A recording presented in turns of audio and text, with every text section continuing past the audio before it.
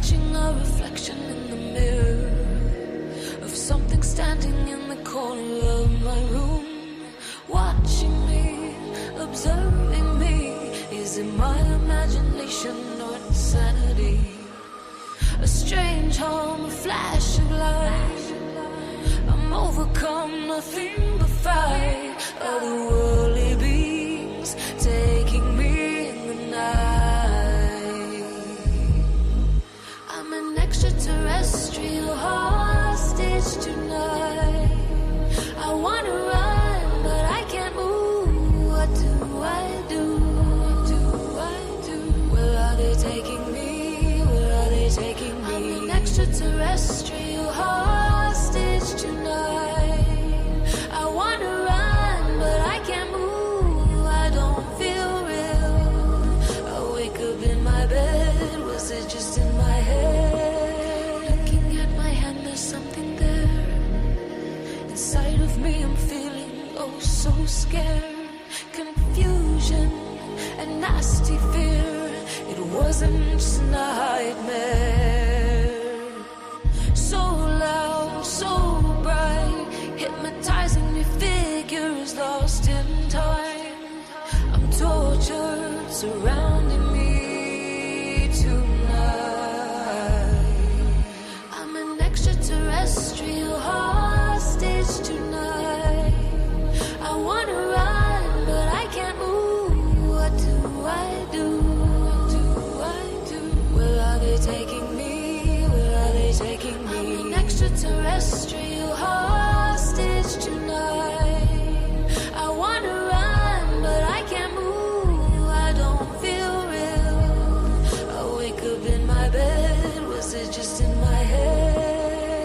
Where are they taking me? I'm swelling in me. Where are they taking me? Anxiety rising. Was it just in my head? Paralyzing panic. Was it just in my head? I'm an extraterrestrial hostage tonight. I wanna run, but I can't move. What do I do? What do I do? Where are they taking me? Where are they taking me? I'm an extraterrestrial hostage tonight. I wanna run, but I can't move. I don't feel real. I wake up in my bed. Was it just in my head?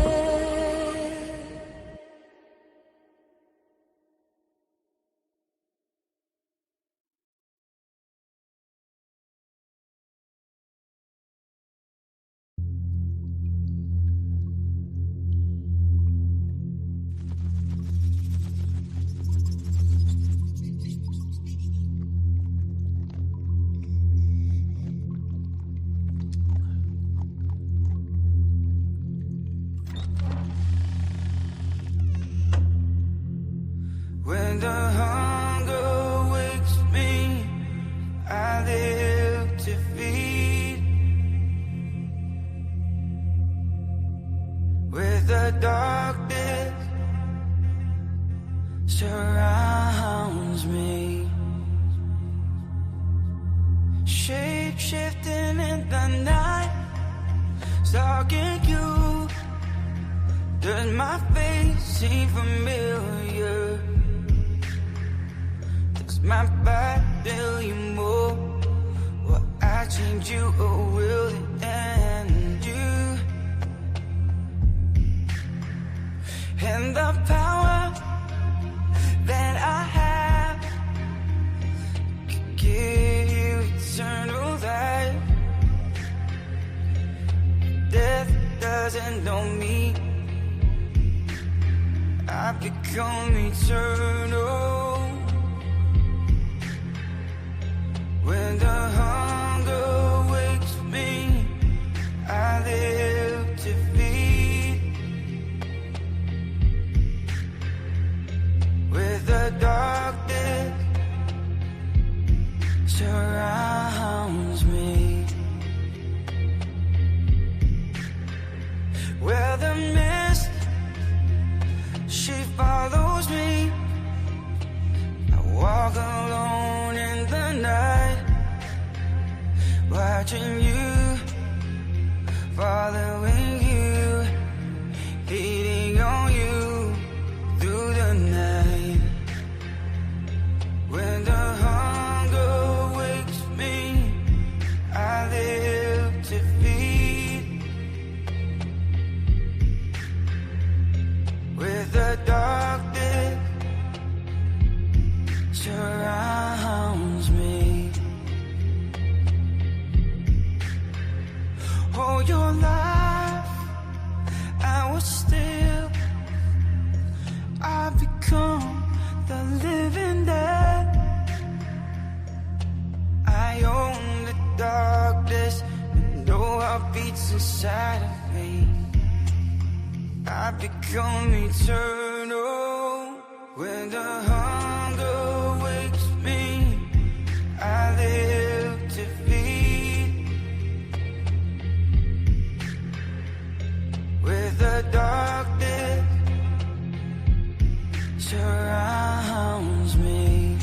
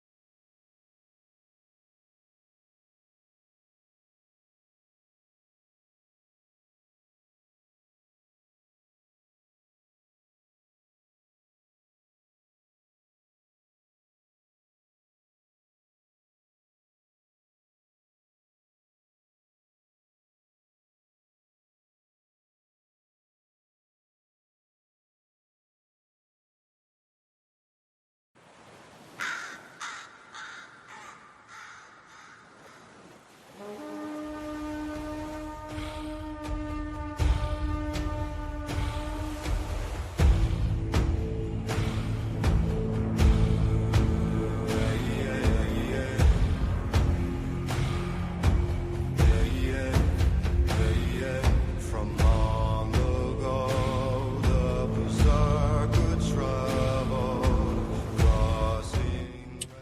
All right, guys, welcome to Paranormal Roundtable. I'm your host, Josh Turner. This is PRT. Join us in this real reality. You know what it is.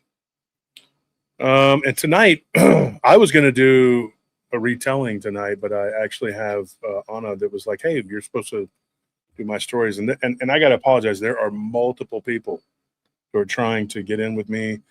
Bryce Edwards, Matt Stoyanov. I can't, dude, I'm telling you, there's too many people to name. I'm going to be doing several collaborations in September. I'm going to be doing a lot of collaborating. I got a lot of people to talk to.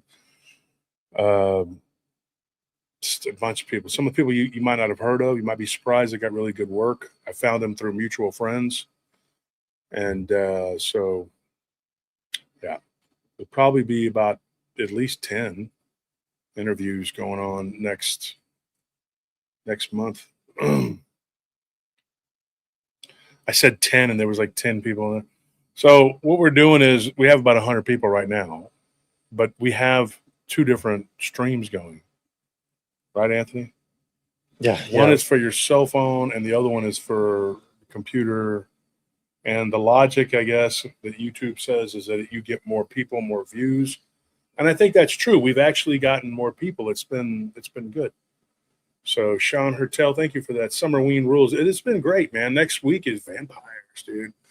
Hopefully, how close are we to getting the book out? That's something that's been weighing heavy on my mind. Yeah, it's been just taking longer than expected. Thank you for that, BMR. Bigfoot Michigan Rob, guys. Go check out his show. We just got to get it done, man. We're trying to push it out and get it done. We had to totally rewrite the thing. Mm-hmm. Just keep finding stuff that needs to be reconnoitered. Yeah. It's been slow going. Whether it's wording, tone, punctuation, information. Yeah, because we don't. I can't afford $600 for an editor right now, so you got to pay that for the formatting. So, anyways, let's bring on our guest. What's up, Hi. Mrs. Choate? Miss Choate, is it? Yes. Wow, you Miss even pronounced it right. Kensington. Like Yeah. Austin Oh, Powers. Mrs. What? Kensington. Hey, Mrs. Kensington. Hey. I get No, Shoate. Mrs. Kensington is Oh, retired. she's This is retired. her daughter, Miss Kensington. All Yeah, right. I get Choate. So I'm always impressed when people can pronounce it. I've always said your name correct, haven't I? Yeah, it's an English name, and when you go to the East Coast, everyone knows how to pronounce it because there's a fairly prominent university with that name out there, and I guess just There's a more Choate English University. people. Yeah, I think so. Choate Rosemary Hall, Choate University, something like that. I actually bought a hoodie from them just so I could have a hoodie. Oh with wow, my name on yeah, it. because it's Yeah. You got to do it the Southern way and just call you Miss Anna. because why not? Yeah, Hey, Miss there you go. Anna. Miss Anna. Hey, Miss Anna. How are you? So I almost committed a crime today. I walked out of the grocery store or it was Sam's. I guess it's a grocery store, right? And I walked out of there. I like Costco better, but it's always so packed. So if I do, I have to make a special trip to Liberty Hill. I like that one better because it's newer and a lot as many people know about it. Yeah. So we go out there to that one. I'm sure they'll eventually find it. They'll sniff it out and be like, let's go out there and ruin that one, and zombie around in front of me. The clock is ticking. Yeah. But at Sam's today, we walked out and I did not realize that my wife had gotten an extra one of these things that we were buying. And I was like, we don't need that. We have two. And I clicked it. I said, I think you put 3 and we only got 2. And she was busy, moving the stuff. And then we walked out and I got outside and I'm like, I didn't know we got 3 of these. So I went back inside to pay for it. And they were closing. And the guy was like, no, we're good. And I had to argue with the guy to go back in and pay. I was like, I got to pay for this, and not just being a goody two shoes, but like there are people who go out and get in trouble later on. They'll be like doing their auditing or whatever. And they'll be like, well, this guy just walked out with, he's a criminal. And then they probably have to pay for it. Maybe. Yeah. So I just said, I got to go back in there. What was interesting though, was that when we were talking about on the Random Files and what we're going to continue tomorrow night on the Real Random Files on Rumble. Yeah. And we were talking about it last night on Random Files with you and Richard and Anthony here. And it was interesting because they have these big scanner things, these big rectangular things that you walk through at Sam's. And they don't have them at Costco, they have them at Sam's, but you walk through it and the lady can just look at her little deal and she said, you're good, go ahead. And we had several. I'm like, we didn't have just 2 or 3 things. We had like 30 things in it. Oh wow. Looked That's at it, interesting. and I'm like, really? But then they didn't catch that I had only paid for 2 of something that we had 3 for, so I had to come back in. Yeah. It reminds me of what I was talking about on the show last night. At least I think I mentioned it, but with all the AI stuff where now in some stores, in the big stores, probably stores like that, they have the scanning technology now where the AI is monitoring like your exact path through the store. It has like this little red line showing everywhere you walk and what products you're interested in and what you hesitate on. And it's logging all of it. So it's probably all going back to these friggin' data centers. And well, see, I got a secret weapon. I just throw them off. I go in there and I buy women's undergarments, pantyhose and the brassieres and stuff. It's not for me. I'm not into that. Sure. I take it and I will take those to throw off the scanners so they don't know what I'm buying. Like yeah. these fancy little beads that people might know about. I just use those and some other type of things that I do. And then I go down to the Iron Bear. I was gonna say bull again. The Iron Bear. Dance around in my chaps, Like people come in and I'm like, it's a joke. It's a joke. Oh man. I don't know if you know that because like my enemies were like using that. They say he hangs out at the Iron Bear. Never even been inside that place. Like that was their whole shtick. They kept trying to. I assume this is like a Texas gay bar or something called the Iron Bear. Well, it's not a Texas gay bar. It's an Austin, Texas gay bar. Okay. Well, it's Austin. It's on 6th Street, right? Is it West 6th Street? Or is it on the corner of some street and 6th Street? I don't know. Anyway, Somewhere it's, downtown. It's on 6th. I think it's on 6th Street. I think it's West 6th Street. I could be Yeah. wrong. I don't know.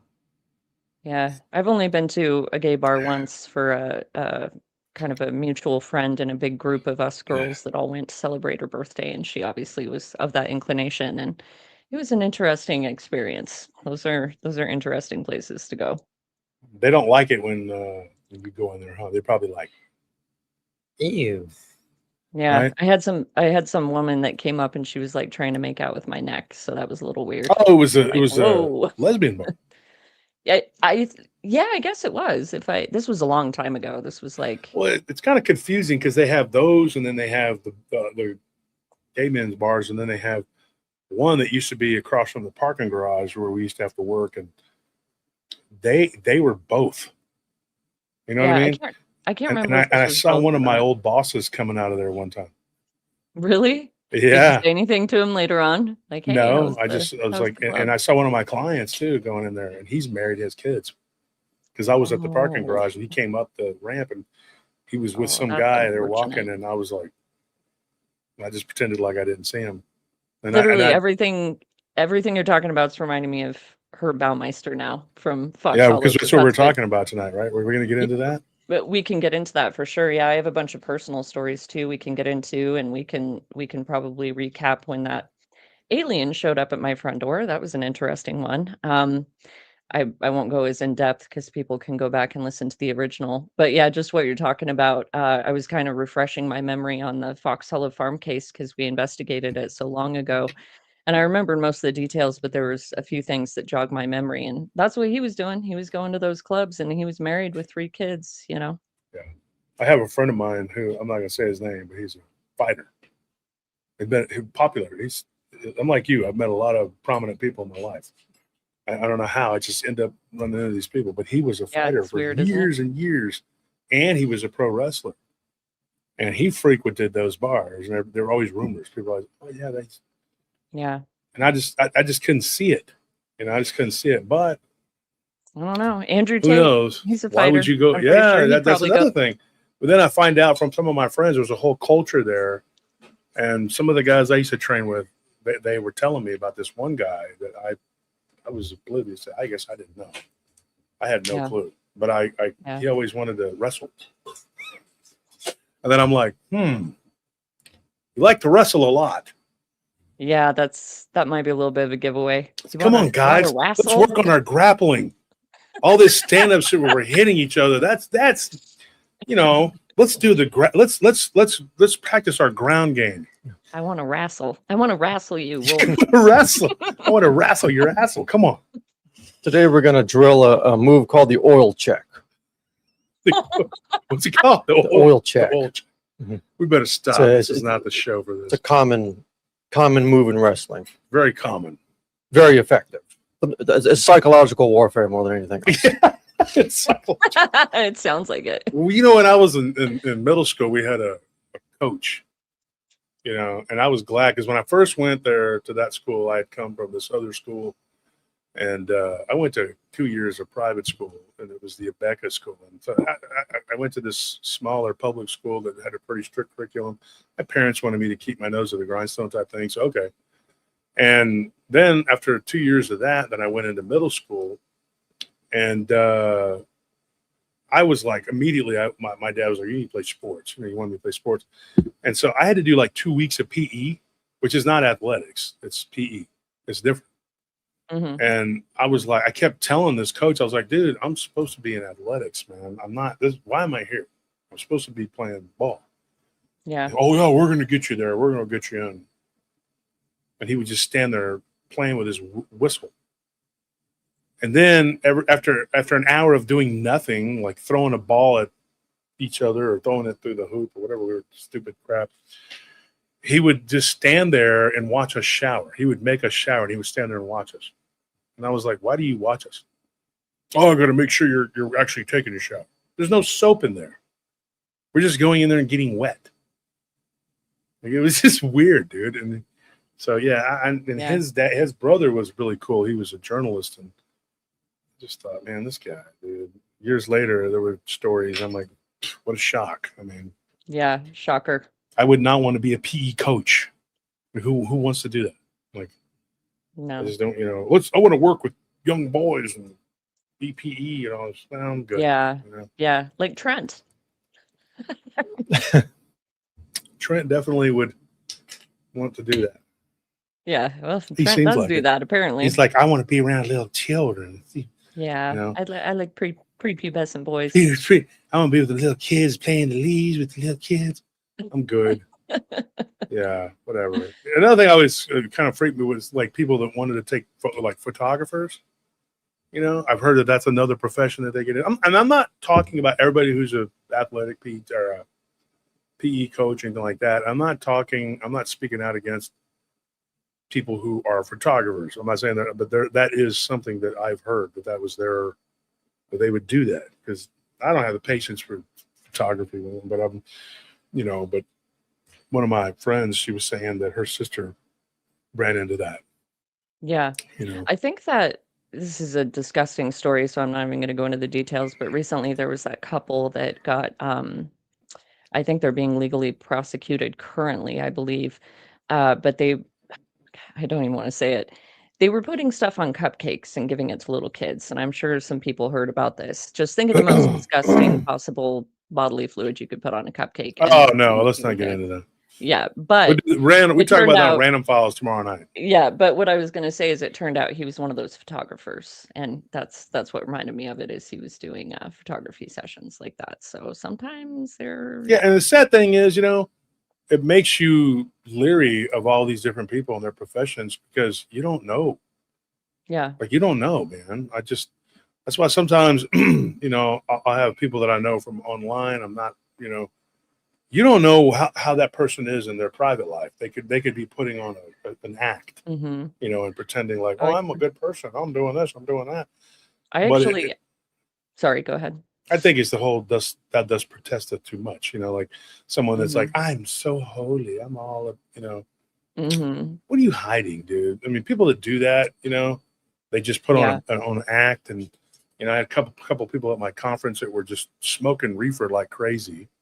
And then they're over there telling me, don't tell nobody I did that. Like, if it comes up, I'm going to tell them you did it. If it doesn't, I'm not going to tell them. I'm not going to lie for you, dude. That's your image. And turns out, a couple of them were fake as hell, and that they were frauds. Everything about them was fake. But when somebody does that and then they get on their show and they're like, I'm so holy. And you're like, dude, we're talking about cryptids and ghosts, dude. Okay. You can save it. I mean, it's just, if you really believe, that's one thing, and I believe in Christ, and I believe in telling people, and I'll take whatever the consequences are for that. And nowadays there are consequences for that. You don't get as much money. You don't get as much exposure. You get blacklisted, you get shadow banned, and whatever. We've been through it. But you make a stand one way or the other, because if you're ashamed of Christ, you know what? He's not going to recognize you before his Father. Yeah. And there's people that use God, and it is horrible to do that. That is a grievous sin. It is, and it turns people away. Those are the self-righteous people that act holier than thou and judge everybody Pharisees, else. dude. Yeah, they can't see the plank in their own eye, and they go around and they give Christianity a bad name, and it turns people away from it. People that don't actually know the real teachings of Christ, and they just sort of have this outward view, the glossed over view of it, and they see, and also these like creepy televangelists, the Kenneth Copelands of the world. That dude. That doesn't give it a good name either. If I have ever seen a man that looks more demonically possessed, he's on the list. He's on my list. Oh, he's big. I can tell you this. You made a post on Facebook, and we'll get started right after this. We're just getting some people in here, but you made a post. Don't worry about those people. You have some of the most ignorant people. I know, they just like flock. Yeah, are you And they're talking about like, that "You're chick dumb." Yeah, I know. And the screenshots I sent you and Nelly with that one lady saying the only thing that would kill her hate is death. I was like, okay, crazy lady. Yeah, these people are, and so I think we should take that post and read some of those nasty comments on the show tomorrow night and Yeah, show and she people was how ignorant these people are. yeah, and she was openly saying she wanted the downfall of Christianity and all white people and all. I mean, just the most hateful person you can imagine. I was like, where did this weirdo come from? But yeah, they for some reason seem to be And attracted I have to my this page. opinion that racism is racist, regardless. Yeah, It's exactly. always one-sided. It shouldn't be that way. There's a person I was arguing with today on a listener's page, and I didn't want to, but they were just completely off base, being Mhm. completely off base and racist. And I was like, dude, and it was the Carmelo thing. I'm not going to get into it. I'm not going to get into it, but I will say this: they were acting like he deserved to be stabbed. Yeah, And there's I a was lot of people that there's act people that way and that feel act that that way. way, It's man. sick. And I just can't get into that. So, but tonight, what do we have, Anna? You have your personal encounters here. Do you want to get into the Yeah. Baumeister thing? We've covered it before, but Yeah, I you know, won't there's a go I lot of won't go stuff. Was as there anything new? yeah, well, there's lots of news stories I can tell that I've never told before. I'm talking about the Baumeister thing. Oh, the Baumeister thing. Yeah, actually. I just found this out today. I think this happened about a year ago, but they discovered a new victim. So on the property, just for a little background, the property itself, it's actually a gorgeous property if it weren't, a den of horrors. It's kind of a Isn't it like dream an home in a way. 11,000 square foot house or something? It's 11,000 square feet. It's on 18 rolling acres of horse pasture land. It's got horse stables. It has a carriage house. It's sort of a Wow. French country, French Tudor style. It's beautiful. People can look up photos. It's actually a beautiful, beautiful property, but it is definitely haunted. And obviously these horrific things occurred there. So he, for a little background on him,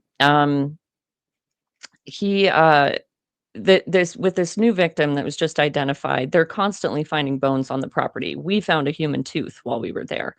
And it's a very common occurrence for more remains to be found in the forested area behind the mansion. And so they'll find these remains, but they haven't been able to identify all of his victims. And so I think with this new gentleman, and I apologize, I forget what his name was. I just heard it earlier. I can pull it up. But this young man that they discovered, I think he makes official identified victim number 11. So those are all confirmed, but they know that they've discovered about 10,000 human bone fragments and remains, and they know that there's at least like 25 victims, but so many of them haven't been identified. And an interesting thing too is they said this guy was found on a different part of the property than all the other bodies. So now they're going to expand their investigation, because before he would strangle them in the pool using this pool hose, which is still there. And then the pool is on like the sort of the basement level, but it's a garden or a ground level basement. And then he would drag them out the sliding doors out into the forest, and he would just leave the bodies out in the forest. And that's actually how he initially, before he was officially discovered, one of his kids was out there playing in the forest, and they discovered a full human skeleton, and they put the skull on a stick, and he came walking back with this skull on a stick. And Herb, when his wife, of course, was horrified because the children showed it to her, and she confronted him on it. And he said, because his father had been a physician, and he said, this is just one of my father's anatomy skeletons, and I was cleaning out the garage and I wanted to get rid of it, so I buried it out here. But the wife was in denial about quite a bit with him. They had only consummated their relationship 6 times in 25 years, I and thought it he was was 3. originally I thought that, but they have 3 children, so obviously it happened at least 3 times. Oh, And when okay, the 3 children. yeah, but I think she said it was just 6 times total that they ever did it, but it resulted in 3 And I'll kids. be honest, it's probably not a polite thing to say, but it's my show. I'm going to say it. She's hideous. I'm sorry. Yeah, She there was is. probably some insecurity You issues can there, look at her and see. I don't know about that. I just know that she's not good looking. So I Yeah. mean, this dude obviously is not attracted to women, so he just married this. Yeah, his friends back in the day, they said, "Well, what was his dating life like?" And they were like, "What dating life? He didn't He date at had all. He he had was 0 interest." And he had bizarre behaviors all throughout his life. He had a weird fascination where he would start talking about, and guys, sorry, I know this is gross, but he'd talk about like urinating on stuff a lot, and he wanted to know what it would be like to drink urine, and The guy was cuckoo. Cuckoo for Cocoa Puffs. And at his one of his places of work, later on, he created they developed those Save-A-Lot stores, and that's how they made a ton of He made money. a But bunch of money. yeah, prior to that, and they I think they're still in existence, I believe. This was out in Carmel, Indiana. Carmel, I'm never sure how to say it. But he had I a thought it was different job. caramel. Yeah, it might be. I'm not sure. Like I said, this was so long ago. It's things are a little fuzzy, even though I've been there and stood there and done all this stuff. And we were there for 4 days, by the way, so we really got a feel for the property, and we got to interview his former lover. I'll get into that. That was very Lurch. weird. Yeah, Lurch. Yeah. Lurch. Yeah, Mark, if you ever watch this interview, I'm probably not going to say very flattering stuff about you, so I apologize in advance. Because you're a freak, Mark. How about that? Yeah, well, we appreciated all the time that he gave us, but he is definitely probably one of the top weirdest human beings I've ever met in my life. So anyway, with the Save-A-Lot stores, they made a lot of money. Prior to that, though, he had a regular job. I forget what it was, some administrative thing or something. And they said that he urinated on his boss's desk. And then they also had a letter to or from the governor. I'm not sure what the deal was with that. I just know there was a letter regarding the governor, and he peed on that too. And somehow the guy kept his job because they said he was really good at his job, but everybody just knew he was kind of a weirdo. So he was into this really sick stuff. He had zero interest in women. And so I think it's kind of like Gacy's wife, where, it's like, how the heck did you not? How do you not know? But in fact, Gacy's wife Yeah. caught him. She caught him like multiple times. Yeah, I think there's a level of denial with some of these women. And they said that that in I don't even know if they were arguments, but in like marital discussions, he always had his way. He told her what to do. If she said, I want to do this, he was like, no, we're not doing that. We're doing this. And they said that she always just deferred to him. So I think she probably had one of those very passive personalities. But again, how do you not know that your husband is flamingly homosexual and going to all these gay bars and, I think these men that kill people, I think there are people that know. Yeah. They have a feeling, or there's something there. I mean, Yeah. you're going to be like, well, I'm going to leave. I interviewed a woman one time for the show, and she thought her dad was doing something. And I said, why do you think that? And she started telling me like he was leaving and all these weird times he'd be gone and then he'd come back with weird stuff, like women's necklaces and women's things. And, That's and then she found IDs. And then we did a story one time where there was a woman that had a bunch. We retold somebody's encounter. I can't remember. She found IDs. Oh, it was the woman she was living with another woman. Mm-hmm. Yeah. Yeah, she found a box of like a bunch of different IDs. Yes. Yeah. She was a black. When she would get mad, her eyes would be black. Yeah. Black-eyed woman. Weird stuff, and I think this stuff gets into that. I think it bleeds into it. Yeah. Yeah, it's I don't know. It's such a weird case too. And here's the other thing is, so they have the 11, I believe it's 11 confirmed identified victims. They know that he probably killed at least 25 people. I think they have 25 unique like DNA samples from human remains, but they just haven't been able to identify the rest. I think he was the interstate killer.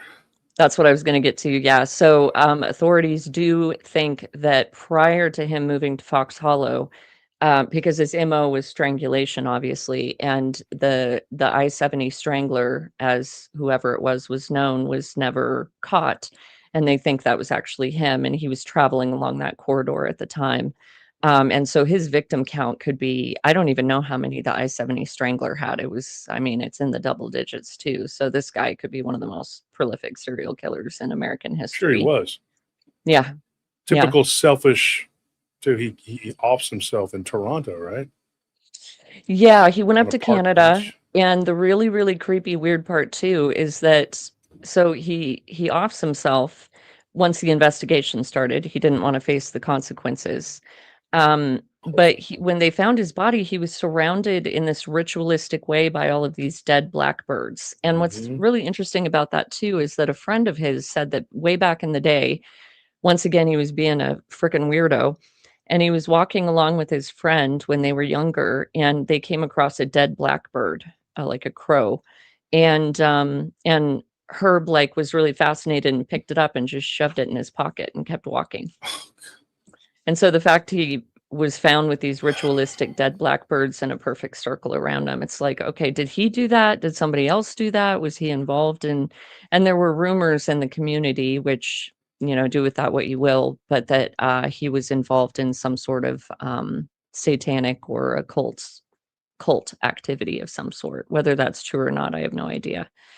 And I think his former lover, Mark, I think he mentioned something about that to us as well. And regarding Mark, so there's so many weird things with this guy. So first of all, he's like, I think he's like 6'8", 6'9". He's like a giant and very skinny. So he's just like towering over you. And he just has an odd affect, just a strange guy. They were in a quasi relationship for a while, and he likes to paint himself as the one that got away, and he became an informant. The FBI, we got to see some of the FBI files, and their code name for him was Freak Show. So that should give you an indication of kind of what this guy's personality was like. He was very nice to us, very courteous. He gave us a lot of his time, which I definitely appreciate. But as we toured around this palatial property, he's going room to room, and he's talking about how like different bodies looked when they were there, and he's talking about all this really graphic stuff that he and Herb did together in the pool. I'll let your imagination wander with that one. And I mean graphic, like stuff that when you just meet a group of people, you wouldn't be telling them. And it's kind of funny because the rest of our team, we all have poker faces. And so we're like, and taking notes and listening and acting like we're not horrified on the inside. But I had one teammate, Jason, and he could not for the life of him hide whatever was in his mind was on his face. So as he's listening to Mark, he's just like, he says his look of horror on his face. But the stuff he was telling us was just really grotesque. And it's just, he seemed into it, a little too into it. And the other strange things are that the new owners, and I don't know if they still own the property. They might have sold it since then. I'm not sure. But at the time, anyway, it was Robert and Vicky Graves. And the irony of the last name Graves is and they're not lost on me. They are medical examiners. Yeah, which is also pretty, odd. And very nice people, though. They were great. But it was very, very clear because Mark will insert himself in people's lives. So he went over and he became friends with the new owners. And he very clearly has a crush on Robert Graves. That was quite obvious to all of us. And then he's also befriended some of the victims' families, which is really, I find very odd. When you were the former lover of the person that murdered them, he's become friends and stays in touch with them. And there's just like this weirdness around it where I don't know. I think there's the potential that maybe he was a little more complicit than he admits, but I think so too. I've thought that before. We've talked about this. I mean, yeah. And I have a question. Was Richard Estep in this too? Did he? Yeah. So Richard went there. Yeah. He's a big, tall guy too. He's and Mark liked Richard too. Mark had a little crush on Richard and his British accent. Yeah. Oh yeah. That was pretty clear. So I hung out with Richard when we were at the paranormal conference in San Antonio. It was the Kling brothers, your buddy Brad. Yeah, Brad. Yeah, we talk all the time, almost daily. Yeah. He's a nice guy, but they had the paranormal conference there, and Richard was there. Yeah. And he came up to the table, and because I was sitting with Ken Gerhard, and me and Ken are real tight, good friends, and he came up there. And I think he was trying to fish out because they were both releasing a Mothman book at the same time.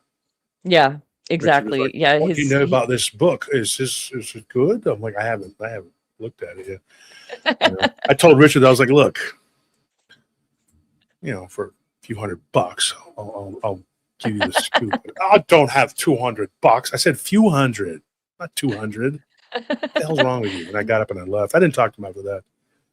Yeah, but, that's a joke. I'm joking. He got real into the. I mean, Richard is on a bunch of shows. He's on like gosh, there's some like paranormal 911 or haunted Oh 911. yeah, Somebody will know. he's on Yeah. he's on a bunch of different He's on stuff. like 3 different shows right now. Yeah. And he's written a ton of books. He actually co-authored a book with Brad about the Yeah. Gacy investigation. So He's a good author, and he used to Yeah. box. So we started actually talking. didn't- Yeah, he I was a didn't know boxer. that He told about me, he's him. like, I hear you were a pugilist. And I got up and I was like, bam. I was like, yeah, How the heck You did I can't not see know that me. about him? these claws of crazy. fury. I didn't mess Yeah. with him. No, but Yeah. he's so tall. He's like 6'6". He is. He's a big guy. He's Such a big old imposing dude. and he's really funny. He's a super funny guy too. Yeah, So he's funny. We were joking around, laughing. Like, that's kind of who him and Ken were the ones I kind of hung out with at that conference. But I met a lot of really cool people there. Yeah. And there were a couple ladies that were there that they were next to the Blondes and Booze table. I can't remember their names, but they were into the whole paranormal serial killer thing. And I was scoping them out because they're competition now. You know, 'cause we got the TCP thing coming up, you and me and Yeah. our friends. Yeah, and we've you got know. that crazy new case to talk about too. And I was like, I'm excited. what cases have you covered? I threw them my card and they were like, ow, why did you hit me in the face with it? I'm like, sorry, seemed a lot cooler when I was going to do it. Now I'm just kind of embarrassed. And then I stole something off their table and left. Those paranormal conferences are really interesting. You meet a lot of really interesting people. The paranormal world is just, it's interesting. Some of them are so nice, and then some of them are so pretentious. Yeah, that's the thing. That's what I was going to say. It's like it's half and half. Well, not even half and half, but most people are Weird. great, like salt of the earth people. Mhm. But then you have the ones that they are just egomaniacs, you know, and it's all this drama and I think they consider the paranormal, they're not even as in it because they have a genuine fascination. They kind of it's a see it money as thing. it's a fast track to fame and money. Yeah. Yeah, they're And trying I asked one of them, I'm not going to say his name, but he was so dodgy. I'm going to be nice about it, but I was like, hey, you know, you interested in coming on the show? You know, because we were talking, and he was next to this Australian guy. I forgot his name. That guy was really cool, the Australian. Mhm. But this guy was like, "You going to buy my book?" And I'm like, "No, no, not going to happen. Sorry." And I was just like, "I got other things to buy. I'm not buying your book. I don't even know you. I'm being nice by even." Right. And he was telling somebody, I don't even know who that guy is. Don't worry about it. No, people do. They don't. And I'm Yeah. not going to lose sleep if you don't know me. Yeah. You know? By the way, while it's on my mind, I wanted to ask, do you want to see if Brad would be interested in coming on sometime? Sure. Because I know he's got a lot of he's told me some stories just from that Oh, he's yeah. had happen like in his personal life that he hasn't shared before, so he might be And willing if you to don't know, talk folks, about it. sorry, and I got to, Yeah, go. but Brad, he's the Kling brothers. They had a show Mhm. called Ghost Lab. Yeah. Right. And then if anybody doesn't know who Ken Gerhardt is, he had a show called Missing in Alaska. And Yeah. I really shot myself in the foot because I always kind of just did this part-time, and I didn't put a lot of, you know, I was just like, yeah, this is in my brain, I'm able to do this and disseminate the information. But if I would have dedicated myself to these last several years of actually doing this full time and just making this my main focus, I'd be way ahead. And I didn't take the advice of certain people.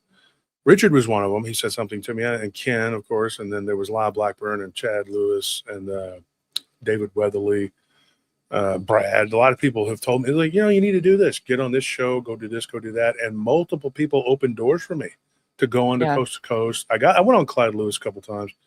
And then they opened doors for me to go on to television. And I was invited. This is true. I was invited twice to go on to The Unexplained. And both times my job anchored me. I couldn't go. No, that sucks. And then the Monster Quest show that I gave like 40 witnesses to, they were asking me if I wanted to go fly to Seattle. And I was like, nope. But now that I have time or whatever, like next month, I'm going to open up a little bit and I'm going to go and do some stuff because I'm going to make a go of this. If this is going to be what I do.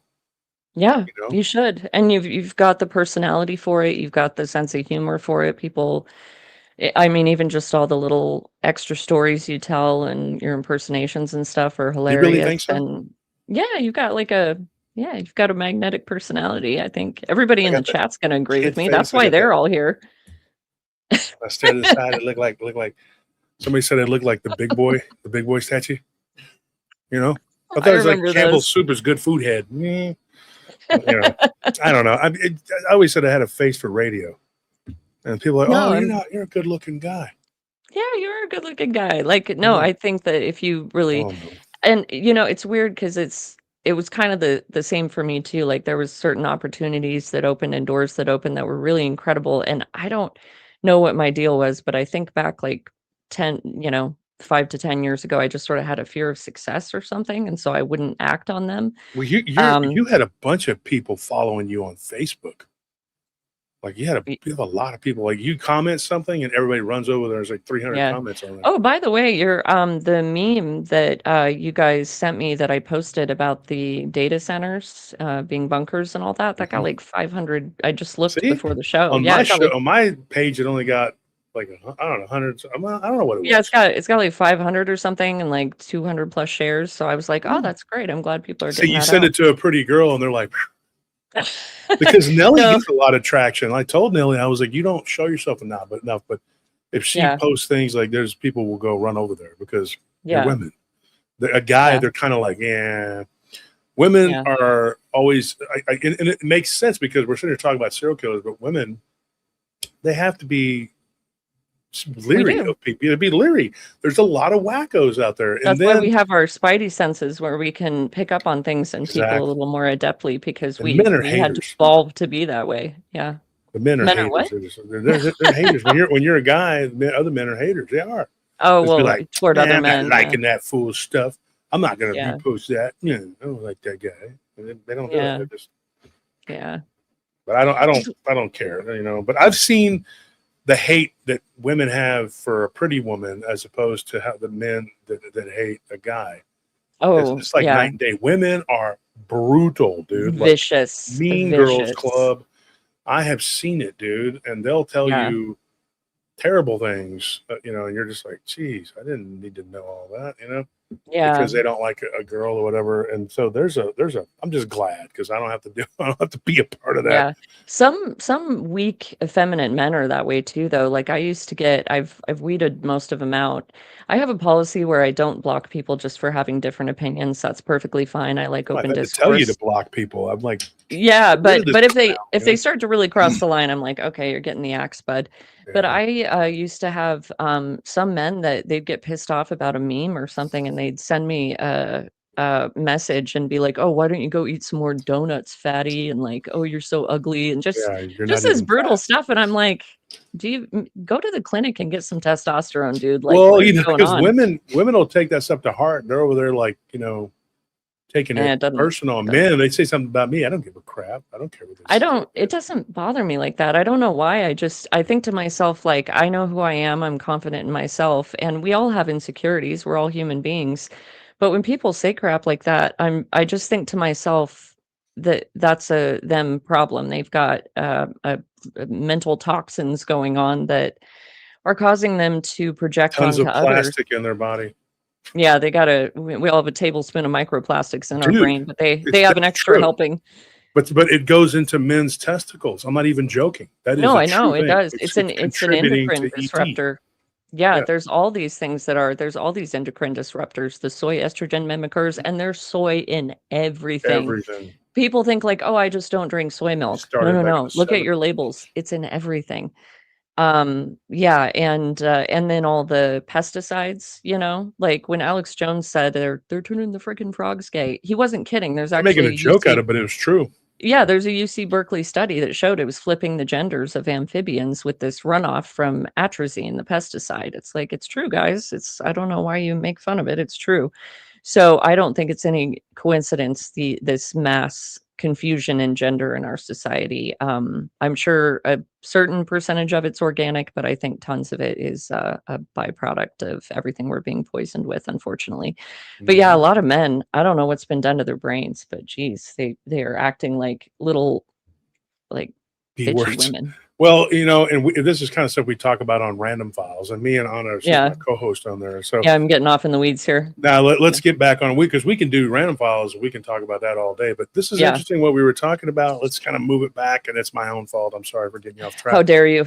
Yeah, how Yeah, dare you but distract me? Here's the thing. I mean, this guy, Baumeister, he was always very fascinating to me because I always believed that he was the interstate killer. Yeah. Oh, I think he is. People have argued Yeah. with me about that in different groups and stuff. I'm like, no, it was him. Because it was Yeah. the same MO. and he was And the time and the traveling. timeline of when he was traveling along that corridor, it all lines up. And even the expert investigators strongly feel that that's who it He was. So was it's who not it like it's was. just a bunch of internet sleuths that are saying that. Mhm. It's actual investigators that agree that they tend to think it was him. So his victim count, who And knows? what But he it's did too, terrible. like when you came on the show and you talked about Hmm. this, when we did, it was the podcast episodes, which are Hmm. different than the live streams. Of course, it's not the same, but you did the Yeah, we split podcast it into episodes, two parts. two Yeah. parts, yeah. And you talked about how you had a ton of EVPs. If you Hmm. like to hear EVPs, folks, Anna had a bunch of them from that investigation. Yeah. And one of the things that was said, it was, who are we talking to? If I remember correctly. And it said the married one. Like Yeah. Hmm. the married one, meaning that all the other men that were there, spirits or whatever, they were not married. They were single. And it was possibly Baumeister himself. Hmm. And I know that there was a guy that had stayed there when he was living with the Graves, I believe. Joe LeBlanc. He was a Talk tenant in about that. Carriage House. Let's Yeah, talk about that. that's wild. So I don't know if this was a residual haunting thing or if it was active. And I'm sure the listeners will know the difference, so I probably don't need to go into that. But No. uh, he lived in this. You walk up these long, steep stairs to the Carriage House, and he lived up there. Very nice guy. We interviewed him too, so he was actually there with us, and we were conducting sessions, and he described. I'm trying to remember. I don't think we in particular had anything happen in the Carriage House ourselves. But he was describing what occurred, and I think he said it happened more than once. But he would hear this like pounding at the door, and then the door, he said, flew open, and it flew open with so much force that splinters of wood came off the edging of the door. And a guy came running in, like he was literally running for his life, because he probably was. And it was a young man, and he saw Joe and he made eye contact. So it's like it acknowledged in real time that he was there. And it's like he was looking for a place to hide or trying to get away, and he ran through. And Joe was just taken aback, like, what just happened? What was that? But he went and looked, there was nobody there. It was some kind of apparition. So again, I don't know if it was one of the victims that was reliving them trying to get away from Herb. But this was something that he reported it. I'm almost positive he said it happened more than once. So I tend to think maybe it was like a looping imprint on the environment. Um, but yeah, and then he also at one point saw the apparition of a young man. I think he was wearing a red shirt, who was walking across the lawn, and he said he thought it was a real person at first until he noticed there were no legs. Only the upper part of the apparition showed, and it was walking Yeah. across. Yeah. That's very common. Mhm. I'm going to throw this out there real quick. I don't want to distract too much, but there was a church we guarded, and I took Nellie there the other day. Anthony, I don't want to say it's a Catholic church, and the guys in charge were really nice to us, and I don't want to, but it was haunted. And finally, one of them, toward the end of our deal there, they were like, "Yes, this place is haunted," because I said there was a light that kept coming off and on, and I went inside Mhm. finally, and I was by myself. So I went in there and I thought that, oh, maybe it's being triggered, but what is inside that's triggering it? But then it was a switch, and there was Yeah. nobody in the church, and I thought, gosh, dang it is. And I kept seeing shadows move around outside. And my other nephew was there with me at one time. It was a 2-man post, but he didn't want to sit on the other side by himself without a vehicle. So we sat in mine, and we just kept seeing stuff. Yeah. And he was like, dude, And this place is so haunted. I was like, yes. And then we heard a woman crying. Like, and yeah, and there was like, remember that little courtyard, Anthony? Yeah. Yeah. It was just so ridiculous. And one of the people that worked there that would come and clean the church and do stuff, she told us that they saw a man walking through that courtyard, and then when they looked, it was like a monk, right? Because it's Mhm. an old church, but all they saw was the top half of him, Yeah. no legs. And she was like, "I'm Yeah. not lying. I believe you." Yeah. Yeah. It's It it was is. It's crazy. pretty common. It No, makes not me. Church of the Forgotten. I'm sorry, not No, Church you're of the fine. Forgotten Karen. That's not. It's another one. This one we were only there for like 3 weeks or something like that. Yeah, But and certain environments, just when you step into them, like I've been to places where people have said this place is super haunted, and you walk in and all of you are like, not, it's just not active right now, apparently, because you just don't really feel much. And then other places, sometimes that there isn't even as much reported activity. You walk in and you can just feel this heavy, suffocating presence around you, and you can all sense it. And it's not just some psychosomatic thing where you're like sucking yourself into it because you're expecting it to feel that way. And my team and I, we all, believe it or not, we're all really pragmatic, logical, skeptical people, even though we believe in the paranormal, and they're all professionals. I mean, like, EMTs, firefighters, a prison guard we had on the team, just people who, most of them, it's because they had something happen in their line of work that they couldn't deny, and they had a fascination with it. We had a university professor on the team, so it's not just like a bunch of yahoos going around like teenagers just trying to have a seance or something. We actually tried to be very, our goal was always to disprove, not to prove that something was paranormal. And it was only when all options were exhausted and there was just absolutely no way to explain it away that we would concede, okay, I think something paranormal is going on here. And that did happen at Fox Hollow. There was a number of things we had happen that could not be explained. And one of those I'll mention, well, there's a few. Let me try to go in what sequential. wasn't, because Andres had he said something. Sure. Mhm. He asked a question. Wasn't the spirit, the apparition that Joe saw? Yes, yeah, actually he was. I even thought that when I was talking about it, but it was so long ago. I was like, "What, am I He imagining was that?" But yeah, dripping wet, like was he had. wet. So that would He'd make been in the sense. pool. Yeah. He'd been in the pool. Yeah, he probably one of his victims managed to come to or fight him off and tried to run off, and then Herb probably finished him off, chased him down and finished him off. Dude, because he was probably, the way he would do it, the guy was probably like, he probably already had damaged something like his arteries, because he was. Well, and he would drug them too. He Yeah, drugged them, but just the drugging itself would probably. But if he's already up and running like that, but he's probably already got something wrong, because he would kill them through asphyxiation. So when you look at the way he did it, he was horrible. He was a horrible dude. I mean, well, and he was getting off on it, unfortunately. That was his kink. And can you imagine being one of these poor victims that you meet a guy at a bar and he's like, "Oh, I have this mansion. Why don't you come back? We'll go swimming in the pool." And you're thinking, "Okay, great, that's free the drinks good and a thing about swim." not being a deviant. Not going home with dudes in a bar. Yeah, but imagine walking into his pool room, because Herb at the time, and I think you can still find photos of this online from the investigation, he had mannequins everywhere that he had dressed up and staged around the pool.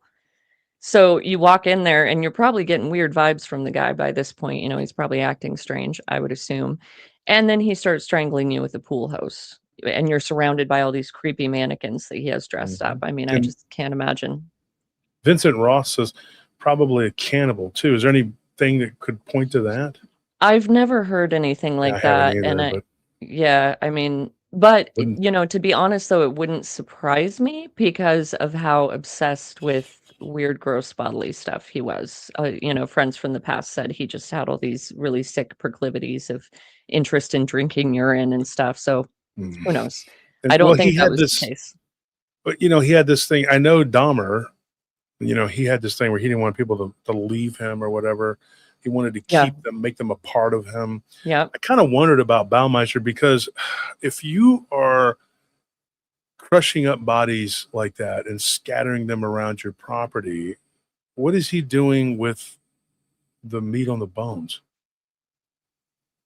From what I understand, he just was dragging them into the forest and leaving them there to rot and assuming nobody would find them. I don't even. But he was crushing up the bones, though.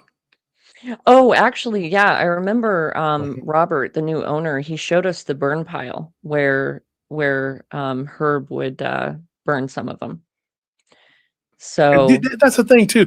And that wife of his, she couldn't look outside and go, what is here? I shouldn't be so mean. Yeah. She was so hard to look at, dude. But how can you look at this little punk, Brian Smart? And this is what he called himself. That was real cute. I'm smart. You're smart. You're just a deviant little shit. But so he's out there and he's burning some stuff. You Mhm. can look at this guy and tell he's a weaselly little, and I don't want to say it on this show, but I'll say it tomorrow what he really is. But this is the thing, Yeah. you know he's a weaselly little shit. Those people are not known for working in gardens, and he's not a green thumb. He's not gonna. Who's doing all the work on his property? Mhm. Nobody was there that said, "Hey, the landscaping." He wasn't doing it himself. Well, actually, they weren't having anybody do it because Mm, people said the neighbors had a problem with them because they were letting the property just go to hell. yeah, And it's this gorgeous property, but they were letting it become dilapidated. And they said that the inside was like it's gorgeous now, but at the time when the killer lived there, it was like completely cluttered, almost hoarder like, and the grounds were looking terrible. So I don't think there was a landscaper around to discover that. I don't think anybody was really taking care of much of anything. And another thing, when you mentioned Brian Smart, so for people that aren't aware, Herb used that alias name, and a really creepy thing with Mark, who the guy that we interviewed, Lurch, his former lover, he reminded us of Lurch from the Adams Family. I don't know how else to explain it, but anyway, we did like an EVP session with him, mhm. and he was walking around with the recorder going, "Brian, Brian, my love. Brian, my love, are you there?" We were like, "What? You're still in love with him It's after you found crazy, out he dude. was a Brian, my serial killer?" love, and how Yeah. much did Lurch know too? You're gonna say he Yeah. didn't know? He had to know. I mean, Yeah. and I guess he did cooperate with authorities, though, right? Like, didn't he like? Yeah, but what else is he gonna do, you know? He doesn't wanna get implicated, so, he I'm trying to remember if he's one of the ones that first came forward. I think he did, but it could have been like, "Oh, no, they're on to him. I better save my butt here and come forward and look like I'm trying to actively help in the investigation." But, it wasn't just us that thought he was weird. Obviously, all of the investigators did too, or they wouldn't have given him that code name. Um, but just befriending the victims' families and befriending the new owner of the home and inserting himself, that seems like a very I'm not calling him the killer by any means, but some of these psycho killers, they do that. They like to insert themselves in the lives of people that were victimized and kinda, like, feed off of that. So, I don't know what it is, or maybe he's just No, riding the I know what it coattails of is. It fame makes that them come with it. feel some of it's that too, but I think they like to feel like I'm so smart. They love that in that Yeah, superior intellect pulling one bullshit. over. Yeah. Like they got away with something. Hmm. Yeah, and why was he the Yeah. only one that got away? Why him? And then he knows all this stuff, and he's They always like I get said, he caught was too with their yeah, big mouths. They'll go in there because they just want somebody to know how smart they are. They yeah, get tired of keeping it to themselves. They're like, I just got to tell somebody how yeah, smart I am, and they say things, they do things. It's yeah. just, Psychopathic people will mhm. definitely do that. Yeah, and, so I guess I'll get into some of the paranormal stuff that we had happen. I won't go as in depth because we'll be here for 5 hours like we were last time. But, I'll just kinda skim over some of the craziest stuff that happened. For one Okay, thing, at night hold on one and second. I I got to yeah, say something because I don't, like you said, we don't want to go. So we could just do this today. We'll talk about this, kind of recapping it, mhm. and then go over some of the new evidence that we were talking about with the guy that they found, the new, Oh, okay. yeah, and Yeah. then kind of recap it, and then go over a few of the things, and then we could always come back to this and do it next week or something. Yeah, sure. Yeah, Yeah, there's we'll just because come there's so back. much to cover on it. Yeah. Yeah. Okay, so did you want me to go into kind of the new evidence that they discovered or We could still recap right now. We got the first Okay. hour, but we can, we'll have another hour. We'll do it, and then you can recap some of the weird stuff that happened. Well, you were on Yeah. the show. That was years ago.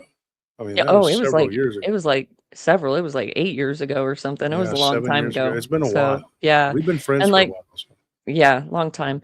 And like I said, I can always briefly recap the alien story that happened to me. I know people had quite a bit of interest in that in the second half of the interview I did before. And then I have personal experiences, like seeing apparitions starting in childhood and stuff, so I can get into all of that. Um, but yeah, some of the crazy stuff that happened was Well, I want to make something clear first. I'll preface this by saying that because people have asked sorry, my dogs are barking. People have asked in the past, like, well, did the owners mess with stuff? Could they have been the ones doing this? No, I firmly believe that this was not the owners messing around with us. They do not seem like the kind of people that do that. They're professionals. You'd have to meet them, but I don't get that feeling at all. And they're very Well, used to all the crazy paranormal stuff that happens. They don't even have a need to do that because there's so much crazy paranormal stuff that happens around there all the time. What were you gonna also, say? you got to preface it with it's an 11,000 square foot mansion, and you specifically told me that there were times when you were in another part of the place and they were far away. So they were Yeah. up in their rooms. So it wasn't them doing Yeah. it. Yeah, it's not like it's just a bedroom next door or something in a small house. I mean, this place is palatial. How did I have to ask this question, and maybe I've asked it Mhm. before, but I still can't. How do you live in a place like that, especially with the paranormal Yeah, activity going on? we asked them to, and I think they have a different perspective on it because of their profession being medical examiners and dealing with death all the time. So they have more of a clinical viewpoint on it. But they have said, when we bought this place, we thought that we'd be able to detach from the history of it and just enjoy living here. But we realized the history is just always going to come with it, and it's just become a part of Are they our still life. there? Do you know? I'm not sure because I thought they were, and I looked it up earlier and it seemed like it indicated that they were, but I had heard someone say that the property had gone up for sale a while back. So maybe it didn't sell. I Yeah, mean, it's not, I think I heard it'd be that kind of too. a hard property to sell, I would think. Um, yeah. So anyway, I don't think it was them messing with us at all. But for instance, okay, so the pool is on that ground level that leads out to the backyard, which leads out to the forested area where he left the bodies. And next to the pool room, there is a really nice bar room, and they have these fully stocked liquor shelves and just a very nice bar room. There's a pool table, lounge area. And so that was kind of our headquarters for the investigation. We'd sit in there a lot. But the owners told us that for some reason there's one bottle of liquor on the shelf that always dries itself. It always goes empty. And they'll replace it over and over again, but it always just magically goes empty. And they said there's nobody else that would be sneaking in here consuming this. Like, we don't know what's happening with it. And then we'll go and buy a new one and replace it. And I don't remember which type of liquor it was, but it was one bottle in particular. And what's extra odd about this is it might just be like, okay, that's an interesting story. But we were in that bar room, and on the last night of investigations, my team and I always had a tradition of going out and taking a group photo together. And so we decided we were going to go do it in the creepy forest. And so one of my teammates, she filled up her water thermos right before at the bar sink, and she wasn't thinking anything of it. She screwed the cap on, set it on the counter, and then we went out to take the photo together as a group, came back in maybe, I don't know, 5-10 minutes later. The whole thing was empty. It had drained itself. All the water was gone. And the other weird thing regarding missing liquids like that is that we had one of those gigantic, like 24 packs of water bottles that's all sealed in plastic, like really big, not easy to move, really heavy. And we had been having some strange activity in that room. I think the sliding door kept opening on its own. And so one of my teammates, kind of the technical guy, he set up the camera so that while we were gone for the night, because we would go and stay in a hotel overnight and then come back during the day. And we do investigations late into the night, but we go back to the hotel to get a few hours of sleep. So before we left, he set up the camera facing the sliding door to try to capture what was going on and what was opening and closing it. And he's on the film, and you can see him adjusting it, and the water bottles are in the way a little bit. So he pushes them just like an inch out of the way of the view of the camera, not thinking anything of it. He doesn't want it blocking the view. And we went to go do some other investigation stuff. And when we came back, those water bottles just disappeared into thin air. They were completely gone. And to this day, none of us have any idea how that happened. And I don't think, if I remember correctly, I don't think the Graves were even home at the time. So how something like that just dissolves into thin air, I have no idea, but it wasn't any of us. And then on audio, we would have overnight, we would have the doorknob to the pool room just like jiggling like crazy, like somebody was just rapidly moving it back and forth, desperately trying to get into the door or something. And then one of the weirder things was we decided, okay, well, we're at a serial killer's place, so let's go out into the, it sounds kind of horrible, but we bought a shovel and we went out into the forest to dig and kind of see, because they find remains all the time. We just wanted to sort of see what was out there. And so we did that. And we wound up coming across what appeared to be a weathered human tooth. And so we're each taking it up in our hands and holding it, and we have EV, recorders running, and we're all actively having this discussion, like, is that a tooth? And we're talking back and forth to each other, trying to figure it out. And on the EVP, clear as day, a voice comes through, and it sounds like a young man, and it sounds like he has a very strained voice, like he's trying to get air, but it's absolutely a human. You can tell. It's not just a bunch of garbled sound that you can kind of put together. You might be able to interpret what's being said differently depending on who's listening, but it's definitely a human being. It's definitely a human voice, a young male, and it sounds like this, like this strained voice. And to me and some of my teammates, it sounded like, as we were saying, is that a tooth? It said that right there. That's what we got out of it. I think I played that EVP when I was on the show before. Yeah. So yeah, it was that was one of the most incredible ones. And then there were a few other little things here and there. And another interesting thing is that there is this psychic named Brian, ironically, same name. And he said that he knew nothing about the case whatsoever. I'm just going to take his word on this, and he seemed like a trustworthy person.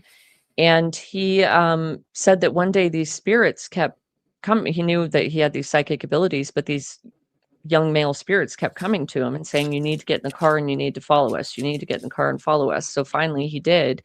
And he said they literally led him turn by turn straight to Fox Hollow Farm.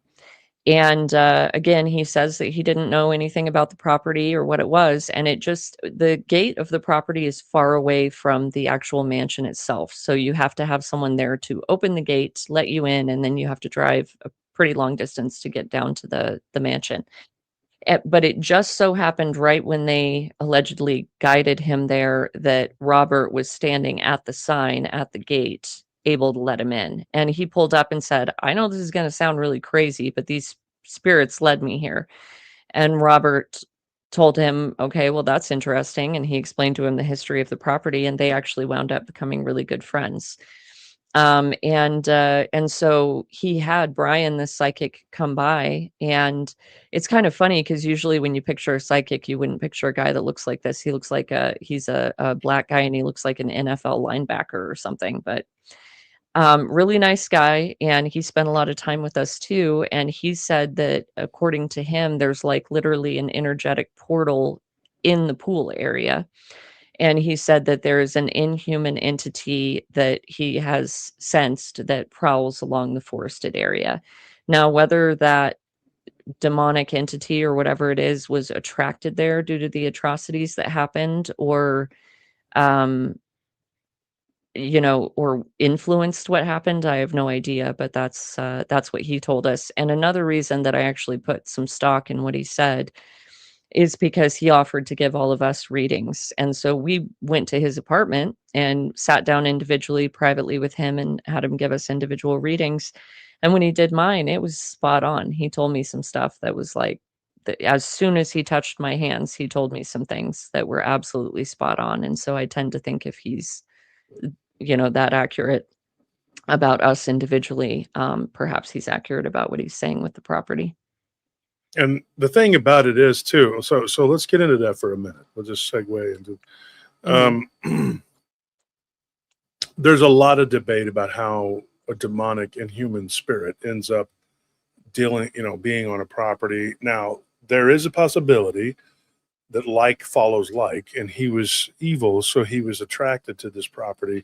Although I got to say, French Tudor is very beautiful. If people don't know what French Tudor is, it's basically like an architecture. It's like I don't know how you describe it. stucco with It's kind of yeah, stucco with like the French wood elements, beams, and and the thing looks is like a though, Snow White cottage. French Tudor is Normandy, right? That's the and the reason that is because the Tudors were English, right? But there was part of a deal that they gave up when the Spanish and the English attacked the French under the reign of King Henry VIII. I'm going to nerd out history wise for a minute here. They took over Normandy. They seized that area. And that area had been occupied since the time of the Norman conquest. They were Vikings that had been ceded that. The French were like, just take it, whatever. But then William the Conqueror and they took over England. And so that he would go back there kind of as his base of operations. And so when the Normans conquered England, and so eventually though the French kind of took it back, but then there was like I don't want to say like a huge battle there, but they took it. The English took back control of it at one time. So you have this architecture that came out of that region, and it's called French Tudor. Mhm. And it is very pretty. It's very beautiful. So maybe he was just attracted to the French Tudor architecture. I know I like it. It's very pretty. We almost got a house that was that way. And then we had too many problems. And I was like, no, we're not going to do it. But Yeah. the thing about that is there could have been a demonic entity there that was kind of attracting him there because it would feed, they feed each other symbiotically until the entity is done with you, which is what happens. Yeah.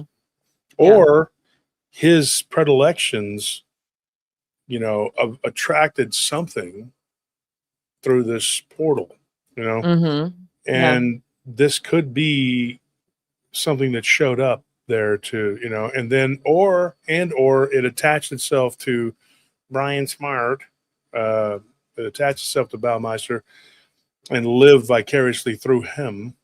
And then when he went and unalived himself, this thing stayed. Unattached itself and stayed. Somebody in the comments, in fact, it was Nathan Davis. Yeah, and he says here, I think the land needed blood. Possibly. Nathan made a comment earlier. You made a comment on here. You always have really good comments, but he said that he thinks the pool is still dangerous. He thinks the whole thing is still a dangerous place.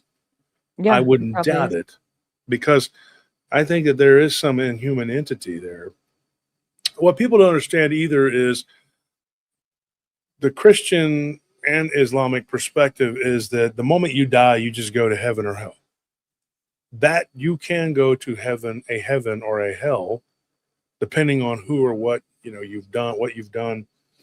But that wouldn't actually jibe with the whole idea that we're going to be judged at the end of this, right? Because if you're already up in heaven, why do you need to be judged? Yeah. So that doesn't make sense. And there are parts of the Bible that people don't understand, and they just try to make sense of it. So they go along with whatever the preacher said, whatever their denomination, whether they're Baptist, Presbyterian, Lutheran, Catholic, whatever. And I understand that. You just go along with what they say. But I'm here to tell you right now that that is not necessarily the case. And there is a purgatory, but it is not necessarily a place so much as a state of being. So you could end up kind of confined to a particular area, and these spirits are obviously not at rest. I can't stand it when people, one or the other, they'll say they believe in ghosts. This happens a lot in the ghost community. Anna can attest to this. They believe in ghosts, but not demons, right? Oh, this is all God. I don't believe in demons. And they'll say that. There's a lot of people that say that. It's very naive. Yeah, very naive. And then they have the other end of the spectrum says everything is a demon. These are spirits masquerading as spirits of the deceased. They can absolutely mimic spirits of the deceased. They absolutely do masquerade as that. But it also says to test the spirits. Yeah, right? it doesn't always mean. I was thinking about this earlier. Yeah, and it's not always the case that it's demonic. It can certainly happen, so you do have to be careful. You don't want to be on the naive spectrum where you're just like, oh, everything's love and light, and anything I communicate with is for my highest good. And it's like you got to be careful, and they will pretend to be your friend or your grandma or your spiritual guide or whatever, and they're trying to lead you astray. But that doesn't mean that there aren't actually things like true human spirits that come to let you know they're okay, or that maybe are still lingering around a property because something horrible happened to them, or even like spirit guides. That's probably a thing too, that there are positive forces that are trying to help people, but you just have to be really careful. I know that we covered a case one time. There was a black woman, and she was convinced she was talking about her grandmother. And her grandmother was convinced that her husband was coming to visit her. And so I asked the younger, about her grandmother. And I think she was like in her 30s or something. And she says, well, my grandmother's old, and she's, she's like, I don't believe it's him because of the eyes. And I said, why? What's going on with the eyes? She's like, this spirit that comes back to her is green eyes. And I was like, okay, that is absolutely not, because these entities don't get it 100% right. And that green glow, there is a type of energy that comes from that and these entities, and they'll use that green. And I told her, so that comes up a lot. Yeah. It comes And there's up with the also Dogman phenomenon, Bigfoot, and these entities. Yeah, and there's also the straight up, I don't know why I'm blanking on doppelgangers. I've actually had a doppelganger experience in my own home once where, and I've heard this talked about at certain locations we would go to and investigate, and they would have crazy stories about doppelganger experiences with these spirits mimicking other people around them, and they would be convinced it was that person until they started acting really weird, or they disappeared in front of them, or something happened and it turned out it wasn't them. Or of course you hear about like somebody calling your name and it sounds like your loved one, but then it turns out your loved one's in the room next to you and it's not them. But I had something happen once where I was living at home. This was way back in the day with my parents, and I walked upstairs, and my mom was like really confused, and she's like, "You just walked up here and walked past me." And I said, "No, I didn't. I just woke up." And she's like, "No, I literally saw you. You came up the stairs and you walked past me, and I thought it was really odd because you didn't respond to me when I said something to you." And I was like, "No, that wasn't me. I literally just woke up and got out of bed and came up here for the first time today." So I don't know what that was about. My mom she passed away 3 years ago from cancer, and I miss her every single day. She was the most incredible human being you can possibly imagine. Sorry. And everyone who knew her well knew that she was extremely psychic. She didn't do like readings or anything like that, but naturally she was just like beyond intuitive, unbelievably psychic. And so she had a lot of incredible experiences in life where the paranormal, I think, was kind of attracted to her. And it seems like that was sort of passed down to my sisters and I, because we've all had a lot of very odd paranormal encounters as well. But yeah, I guess apparently I walked upstairs and walked past her and wouldn't say a word to her, and she thought that was really odd, and it definitely wasn't me. So I don't know what that was about. So I got to say something. Richard says, one of four chambers. See, I believe that was the case, but when Christ came, it changed. I have my beliefs, I have my reasons for believing that. I believe it absolutely changed. Wait, what did he say? You go to one of four chambers that holds the souls of men from Enoch. Oh, but Jesus actually went and he ministered to these beings. And now somebody's, of course, this always happens. Clint is, and you're Clint. You've been on the show before. You've told your encounters. He says reincarnation, Wolf, is a It actually is in the Bible. Yeah, and I was going to say, I believe when Jesus says you must be born again, I think that was taken out. And there were multiple councils. Everybody always talks about the Council of Nicaea, but there were hundreds of these councils. And Jesus also explicitly said that Elijah he didn't use the word reincarnation, but he said he had returned as John the Baptist, because people were saying something to him about, well, this prophecy can't come true until Elijah returns. And he said he has returned and said it was John the Baptist. I'm paraphrasing, but it was very obvious that's what he was referring to. Yeah, a lot of people challenge me on that, but I know what I know. New Age, Clint, I'm not into the New Age. You know me well enough to know. I mean, Clint has challenged me on my show. And you've said things that I don't like, Clint. I'm not rude about it. You've said some things, I think you just start talking and you don't really realize it. But the thing is, I'm not into the New Age. I'm not. Mhm. But I know that reincarnation exists. There is a ton It of does. There's tons of evidence. empirical evidence. And I will say this circumstantially, you can say, well, that's not necessarily, but there are children that are reborn with these memories and they can tell you who killed them. Mhm. And then they have a birthmark. I mean, I think it's just part of it, dude. I mean, To me, it makes logical sense that that would be part of the machinery of the universe. As a matter of fact, there was that abductee. She said that she was told by these beings that took her that reincarnation is the machinery of the universe. I remember that quote. mm, I mean, to me, it just makes logical sense as well. So, yeah. So I don't know what that doppelganger thing was about, but there was some odd hold on. experiences. Yeah. Before you go, what you said, just so people, when they Sure. challenge this, you Mhm. can say it's Matthew 17:12 through Yeah. 13, There you go. where Jesus talks. Matthew is a great book. Yeah. But if you go and you hear what he says, he tells the disciples that Elijah had already come, and he references John the Baptist. It's very telling. A lot of Also, people. Go ahead. sorry, I was just going to say, if you don't mind talking about that for just a second, I'm going to run and close the door because the dogs have been barking. So I Okay. will be right back. Whatever you want to do. But that's it. I mean, that's just and John the Baptist was Jesus's cousin, and so I think that they were part of a holy lineage. And then there's some that believe, I'm not one of them, I don't know this, but there are people that believe that Enoch became Metatron and that eventually he kept coming back until he was Jesus. Now, I'm not saying I believe that. Don't go run and say, well, what said is no, but there's people that do believe that. Some of them are scholars. They do believe that. So the Bible also, too, we were talking about this last night on the show. It's been changed. It's been changed by men over and over again, and it's been changed by the Mandela effect. The lion lays down with the wolf, not the lion laying down with the lamb. That's not correct. Weird. I mean, that's weird. I mean, I think I would remember something like that, but I didn't remember Joshua and Caleb's war on AI.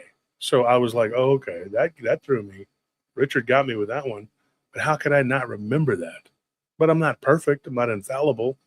I am wrong sometimes. And so I just, you admit that you're wrong, whatever. But the Bible is, I don't want to say subjective, but there are so many books that have been taken out. And if you want to get down to the real Bible that was in the early church to now, it is completely different. Yeah. The church took out pretty much anything that had to do with reincarnation, because and I see their problem with it. I mean, I don't think it's right though, but I see their problem with it because people would be like, oh, well, I'm just going to die and come back. Yeah, it's harder to control people too if they had left in some of the things that they're just like, well, they took out. I'm not going to worry about this. I'm just going to come back, and people get some goofy ideas in their head. They'll think, yeah, I'm going to do this and that, Sure you will. You could come back in a way more horrible life.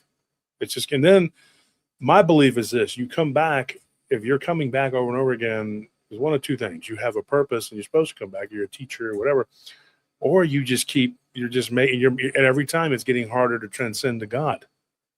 And that's what I think. I think that it's becoming harder, and Clint, I'm not trying to bag on you. I'm just saying, I know there are things that I've said that you don't agree with, but there's things that you have said on the show I don't agree with either.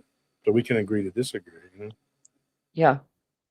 That, to me, that's a sign of intelligence when people can just respectfully have intellectual discussions or debates, agree to disagree, respect each other's opinions. And also when you're presented with new data, new evidence, and you have the flexibility and ability to change your mind, that's such, to me, a sign of intelligence. But there are so many people that are incapable of that. They just block it out and absolutely refuse, and that doesn't mean anything you say they have to change their mind on, but to not even be able to entertain a concept. A lot of people, it seems like they have I've told you before, like I've studied like Luciferianism and Satanism, not because I'm interested in it. I absolutely detest it, but because it's important to kind of understand your enemy and understand how they think. Absolutely. I And mean, it's it's like I said on the show before, reading, Mao Zedong's red book doesn't make me want to go and become a right. red Chinese communist. I mean, that's But just not the thing.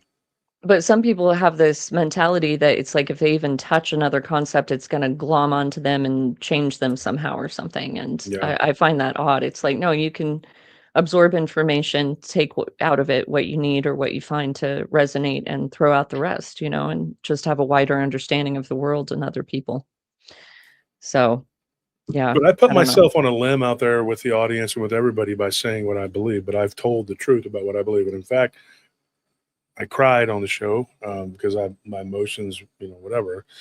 And I talked to a person that came on the show, and I told her about my past life, one of them anyway, that was it stuck with me. And I would have these recurring dreams from when I was young, and it would just keep coming back and coming back. And then later I got confirmation from my friend's mother. Hmm. And I've talked about it on the show. I'm not going to get into it tonight. It's too much, and I've relived that over and over and over again Yeah. in dreams. And I know it's not being planted there by the devil. That is what happened. And so it gave me an understanding though about what these people, but Yeah. anyways, enough about that. I was going to mention just briefly too, since you said that, and I won't go into the details to save time, but my dad and I actually have identical flashes of these memories from a pretty traumatic past life that I think that we actually shared at one point. And You reincarnate with the same people. yeah, they say that you tend to reincarnate in the same soul family. Yeah. I mean, for all you and I know, we've known each other in a past life. I think people Nah. cross your paths in life for a I didn't reason. know you. I didn't know. Oh, okay. Okay. I hung out with some seriously cool people. Oh, okay. Okay. Yeah. I took pity Um, on you years ago. I was like, You're like, she needs a yes, you friend. can come on my show and talk about your, I what was know. it again? Boo Yeah, Meister, Baba Moose. Who is this guy? Yeah, and your Yeah. floating blob creature that came up to you. Yeah, you weirdo. You were like, what is this? What is this ancient alien thing? What is this? I got things to do. I don't know what you're doing. Last night, I got to say this though. Last night, because me and Anna have known each other forever. Like this, you've known me before. I thought we met before this, wasn't it? When I was on Dogman Radio. I thought. I started listening to you on there, and then as soon as you Yeah. got your own show, I was like, I got to contact this guy Yeah. and tell him about this alien thing that happened to me. So, Yeah, so you've known of me, and I've known you for at least several years, 8 years, whatever. yeah, it's getting close to a decade. Yeah, and Richard, I've known Richard for about as long. But me and Richard, we actually agree to joke around on here, like so it's kind of like a shtick. But then people get mad. I told Richard yesterday, I said, "Dan, we can't do that no more." People get mad at me because they think I'm just busting his balls just to be a dickhead, and I am not the dickhead. That's how men bond. In my experience, that's how men bond. No, me and Richard, though, Richard's like, yeah, dude, we just keep playing it up, whatever. And I was like, okay, because we were talking, we were joking. I said, and I called him the other day after the show. I said, hey, I didn't take it too far, right? I did. I called him. I was like, he said, no, it's good, dude. It's good. Unless he's playing me to get sympathy, which if you are, Richard, I've outed you now. But Jet Zool yesterday was like, you leave him alone. Yeah, I saw that poor Richard. Guy's living behind the Tim Hortons. I think Richard's in the chat. Hi, Richard. Yeah, he is. He's yeah. Oh, also, I saw some people when you were talking, I was glancing at the chat, and some people were asking about the portal for more details on that, and also about the potentially demonic. He said it was an inhuman entity, and the way he described it was not a good one. It was a dark, inhuman entity. Did he give any details about this entity? What did it look like? Yeah, that's what I'm trying to remember. I remember him describing it as being very large. I don't think he gave details about like specific physical attributes, but I just remember getting a mental picture. He said red eyes, not good, and large and inhuman, and that it would prowl around through the area where the bodies had been left, which makes me think, well, it's probably attracted to the energy of what occurred. But for all we know, I mean, Baumeister himself was probably possessed. I don't know how you can do that to people without having some kind of demonic influence on you. Or at the very least, if you have those proclivities and you're doing those horrible things, you're probably inviting in Oh yeah. some sort of oppression or There possession. was demons on that guy, and probably more than one. Yeah. Yeah, and we've talked about this before. Like, what is the purpose of these people? Because I think everything in life has a purpose, and things are organized in the universe, and God has a plan. But it's just like, what is the purpose of these weird people that incarnate here? And I heard a really interesting theory once. I don't know if anybody in the chat has ever read this, but there's a book that was written by a woman that used to be in the military back in like the 1940s. And I think it's called The Alien Interview. Probably somebody's going to know what I'm talking about. Mhm. And it's, if you haven't, have you read that, Wolf? Mm-hmm. Yeah, and in part of it, this entity was explaining that Earth is actually, it is kind of a prison planet, and there is like an energetic matrix sort of controlling things and controlling people's consciousness and wiping our memories when we come here. But it said that the reason Earth is such a weird eclectic mix of like the best of the best, these amazing artists and musicians and poets and loving, giving, wonderful people, and then these absolute monsters, is because like on other planets or in other places in the universe, they send the souls here that they are exiling, and it's kind of to send them to this prison planet, and so we get some of the best and the absolute worst of the Worst worst. of the worst. Mhm. Yeah, I've heard a lot of that too. The Intergalactic Council and different stuff. And Yeah, and Clint fired back, and I know Clint, and you know he's been on the show before and told his experiences on a Monday. But it's interesting because Clint says Elijah never died. Basically, if you were to be reincarnated, you would have to die. That's not necessarily the case. You don't, because there are monks that claim, Buddhist monks that claim death, and they come back. But that's Mhm. not the immortals, and we've talked about that on the Patreon, right? Was it Patreon, Anthony? Yeah, that was Patreon. These aren't they like 7 of them or 8 of them or something? There's 7 of them. 7 of the Mhm. immortals, and they're called the Xiaojing. The Xiaojing. Yeah. Yeah, and so I've done a lot of study on Chinese culture and yeah, Eastern whatever. I'm not one of those comes back and is like, oh, namaste, I've learned from the Yeah. East. They're so I much was smarter there. than we are. They know so much more than we do. We're just stupid. Did you know that the Europeans were so dirty? They were so dirty. They were so dirty. And we went to the East and they were all clean and stuff. And I'm not And one of you're those. burning just incense don't- and smell of patchouli. Exactly. Doing all this, you know, it's like, I'm not one of those people. Okay. People already know me. If I tell you, I speak from the heart. I tell you what I'm not going to bow down.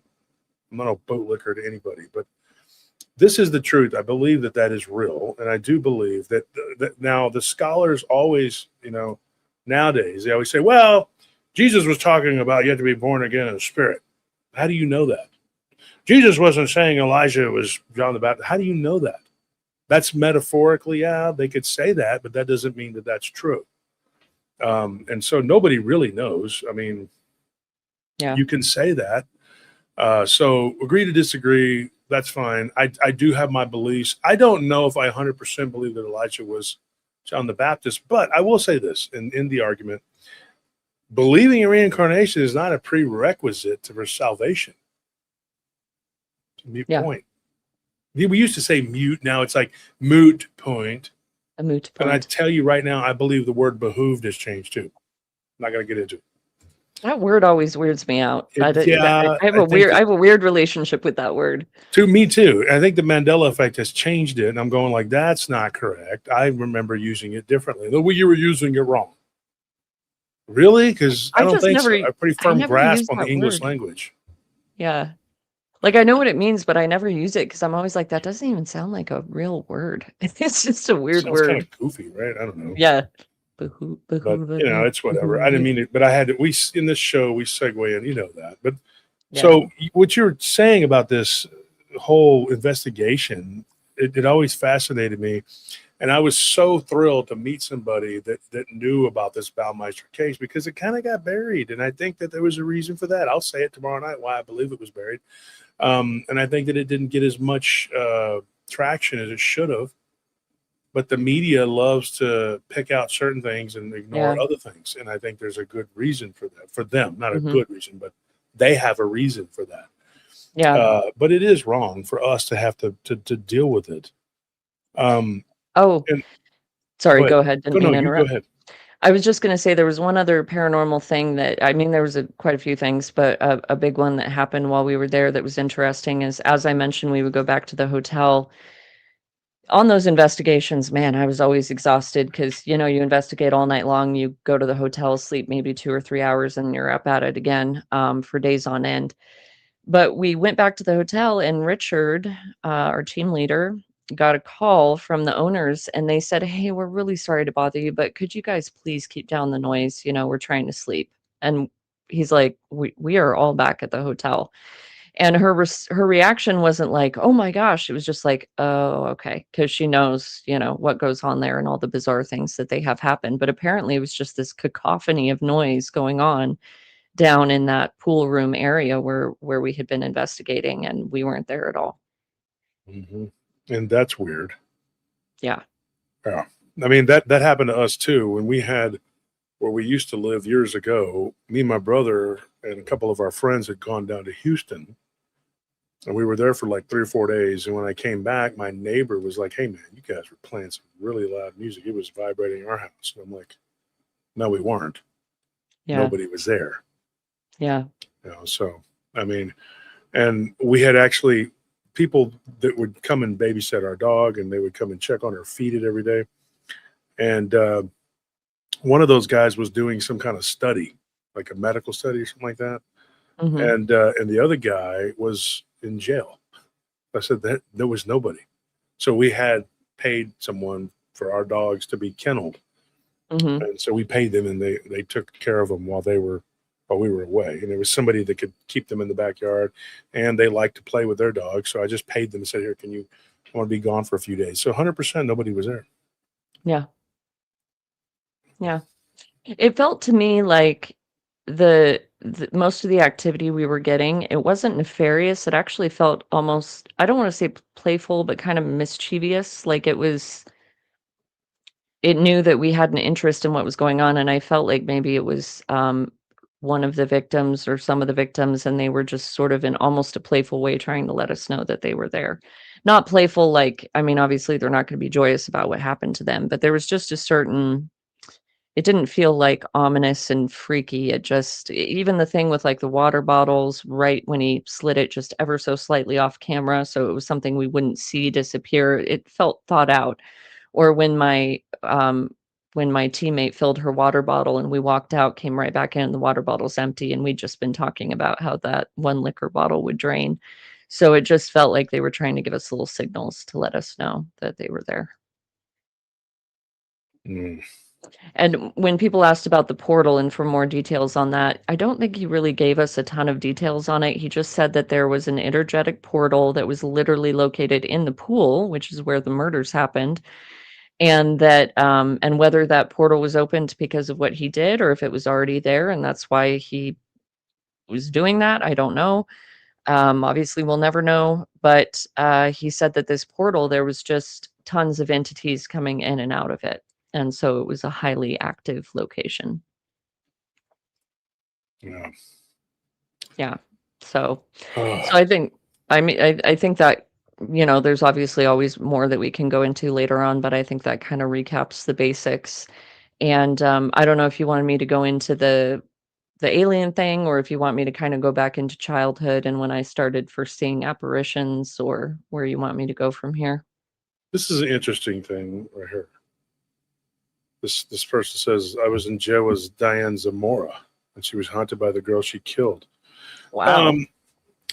We did a case on True Crime Paranormal. This is going to be good when you start doing the True Crime Paranormal with us in September. I'm excited. It's Yeah. going to be awesome because we have Rain and Maddie and Anthony, Yeah. It's going to be great. and we're going to be doing it. And we have Nellie helping us with the research and doing what she always does, which is always helping. And we talked about the Chris Watts case and how Mhm. he is still haunted by Yep. his family and the spirits of his family.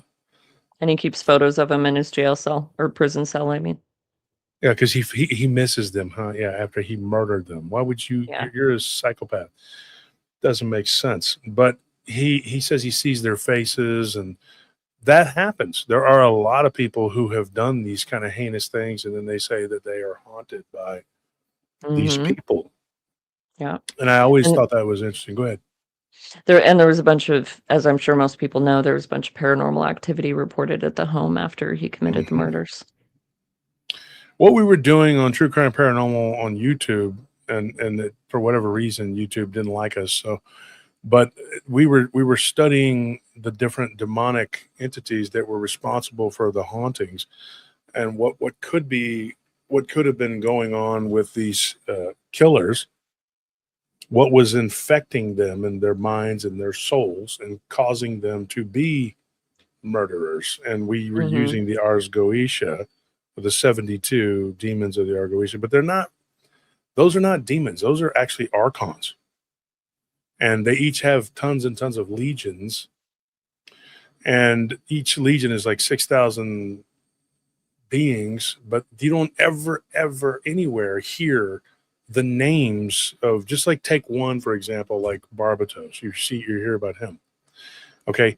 You know that he's got all these different legions that are behind him. Look him up, Anthony. See what it says, what his number of legions are and how many he has. I believe that they are fractals of themselves. Hmm. And I think it's kind of like the soul matrix. So so literally we were talking about reincarnation earlier, and in John 1:21, John himself asked, 30 legions. 30 legions. So then he has, times 6,000, right? Mhm. So do the math. I mean, this guy has 360,000. Is that what that is? So he's got a ton of 180,000. foot soldiers. Yeah, 180,000 foot soldiers that he has, but they are just him.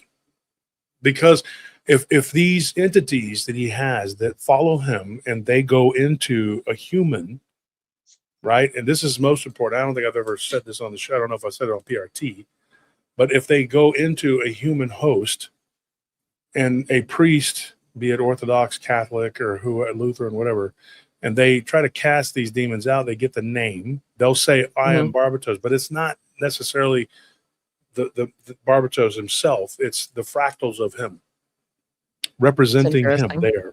They're a part of him. Yeah.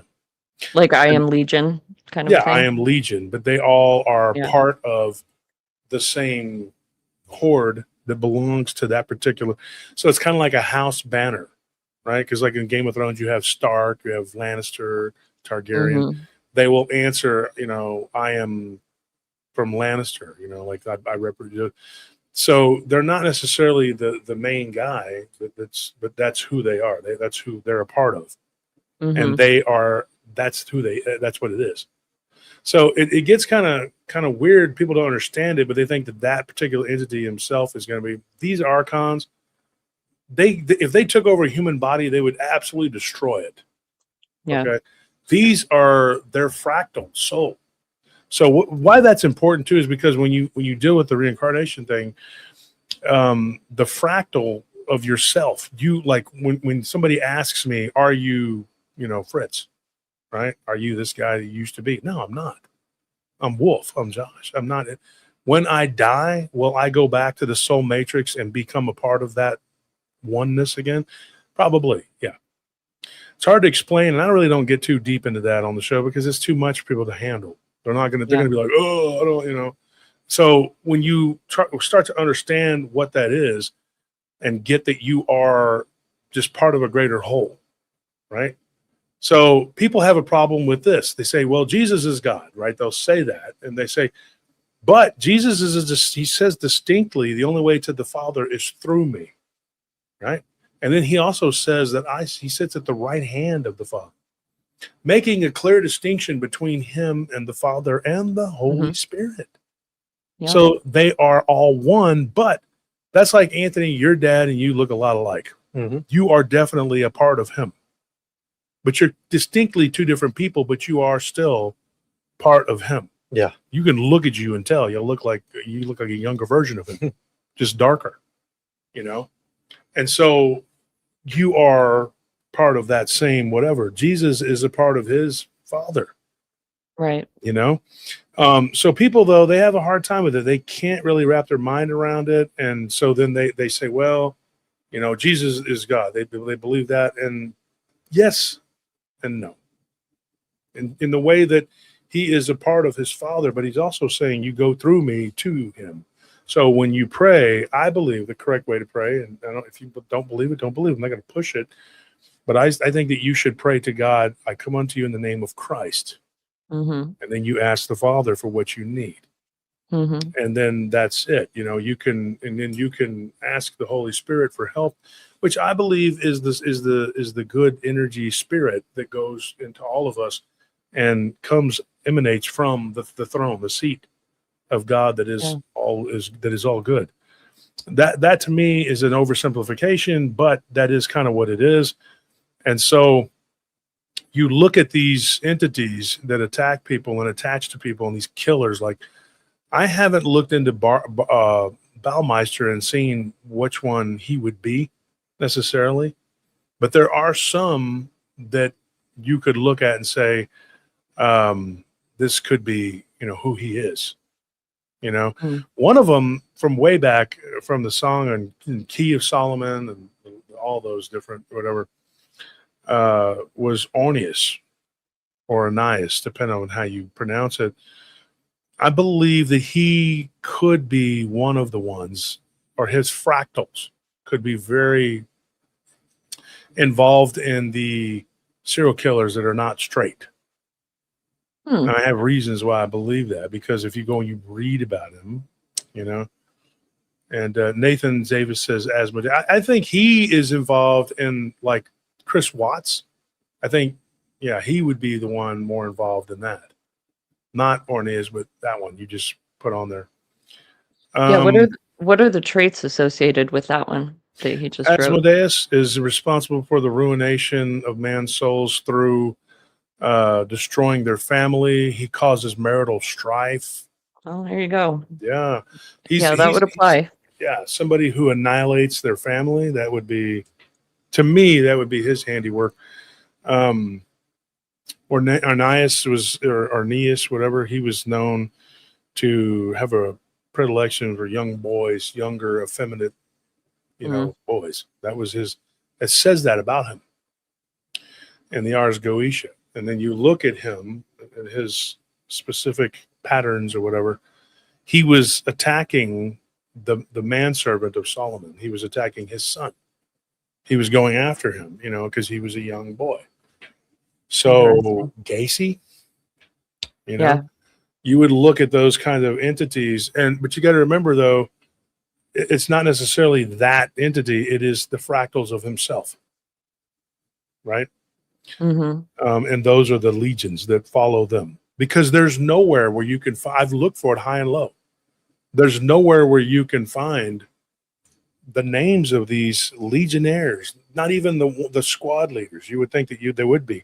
They're all just answering to that same name, which tells me they're all part of them. Yeah. And we can't really understand that, because we are just one fractal of a soul that goes back to a soul matrix, that you rejoin with those that came before you, that you were a part of. I know that sounds so hard. And if you say too much, people are going to be like, oh, it's weird. Oh, they want to believe that it's all straight like this and narrow. Yeah, it has to be in boxes. Yeah, and they don't really want to hear all that. But, in John 1:21, John asks, art thou Elijah? And he answers, I am not. Well, that's not the end of it. That doesn't mean that, John the Baptist says he's not. That just means that he's not. Like, he is John the Baptist. That doesn't mean that his soul is not that. Mm-hmm. That is, because it says it is for a man to live and die but one time. Yes, you will live and die one time as Josh. That doesn't say that you won't live and die multiple times as other people who are distinctly different from you, but you are part of that same soul.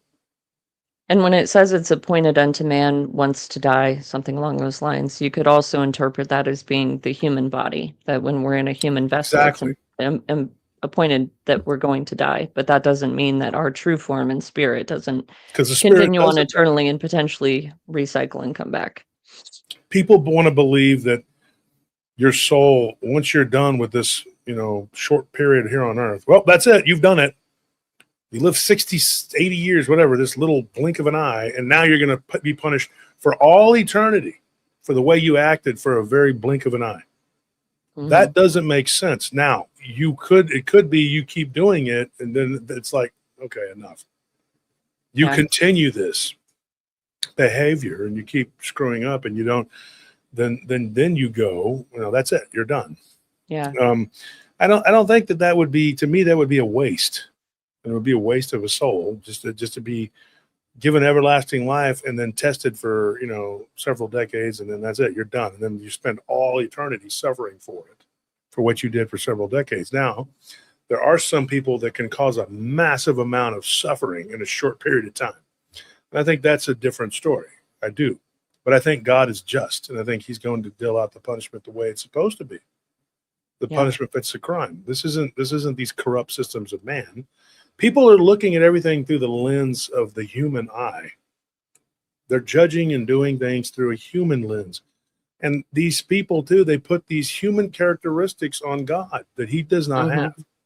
He is Yep. so far above that is not. The human part of it came through Christ. Yeah. That's why He sent Christ, so He could be the Word made flesh. That's the thing people don't understand, and they get caught up in all this. The Antichrist. The Antichrist is here. He's been here for a long time, and it's not just one. There's a bunch. There's a whole group of them. Yeah. That The are spirit of the Antichrist. And it said in the Bible that it was already in the world, even at that time, the spirit of the Antichrist. And that's what it is, and it infects everybody. So everybody's all worried about that. Then they're not looking for Jesus. Jesus is going to come back like that, like a thief in the night. If it was that simple, that you were just like, oh, well, the Antichrist is here now. So we got a little bit of time until Jesus comes. No, dude. That's why it says, let he who hath understanding. It tells you, reckon the number of the beast, the human number. It's a human number. These people are humans, but they're enacting the will of the Shaitan, of Satan.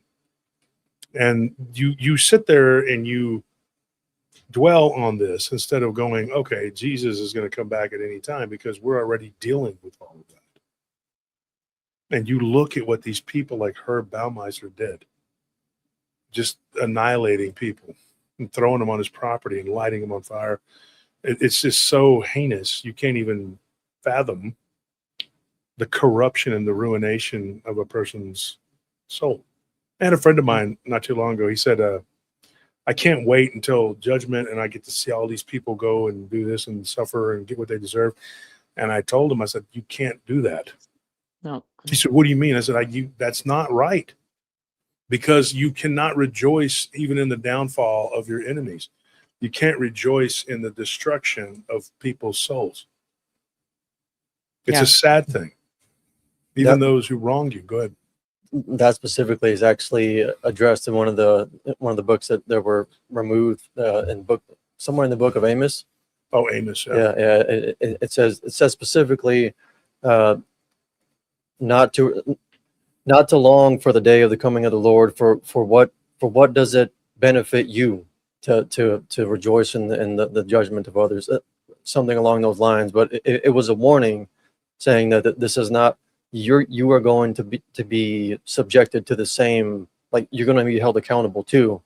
So don't be too hasty and thinking that you're just going to be sitting there watching other people suffer their judgment for the things they've done. It's got nothing to do with you. You're going to be held accountable too. And of course, what like people don't really know that because Amos is not canon. Yeah, well, So- Amos was taken out because of Amos's indictment of Israel. Yeah. As simple as that. Daniel was not canonized in the Tanakh because they prophesied Jesus. So you see these people, and then they're like, oh, they're okay, dude. We can talk about that tomorrow. But oh, Matt, you got me. He says, Josh, you're not fooling anyone. That's the intro to the Iron Maiden song, "Number of the Beast." What a phony. Yes, Matt, you got Matt's a paratrooper. He's messing around. And yeah, you got me, man. I was going to ask you, I'm like, are they being serious? No, I figured not. See, that's the thing. The paratroopers, they have their own little culture there. They, Right. you have certain people who are messing around all the time. Just be careful saying stuff like that, Matt, because people will be like, "Oh, he's calling him out," and they think that we're fighting or something. No, Matt's a good dude. He's been on the show too. There's a lot of people I've told a lot of these people's encounters. I've told them. Yeah.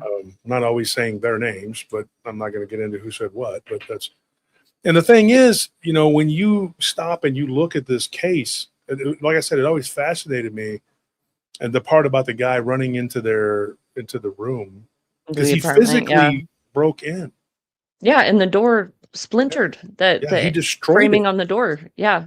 And then when he makes eye contact with Joe, it seems like it's in real time. Yeah. Mm-hmm. It's not just like it's residual to me. Now I know blood and emotions can saturate the environment and make something haunting, but when you have something like that and somebody comes in there and they're just like boom, boom, boom, the door flies open and there's a guy soaking wet and just freaking out, dude.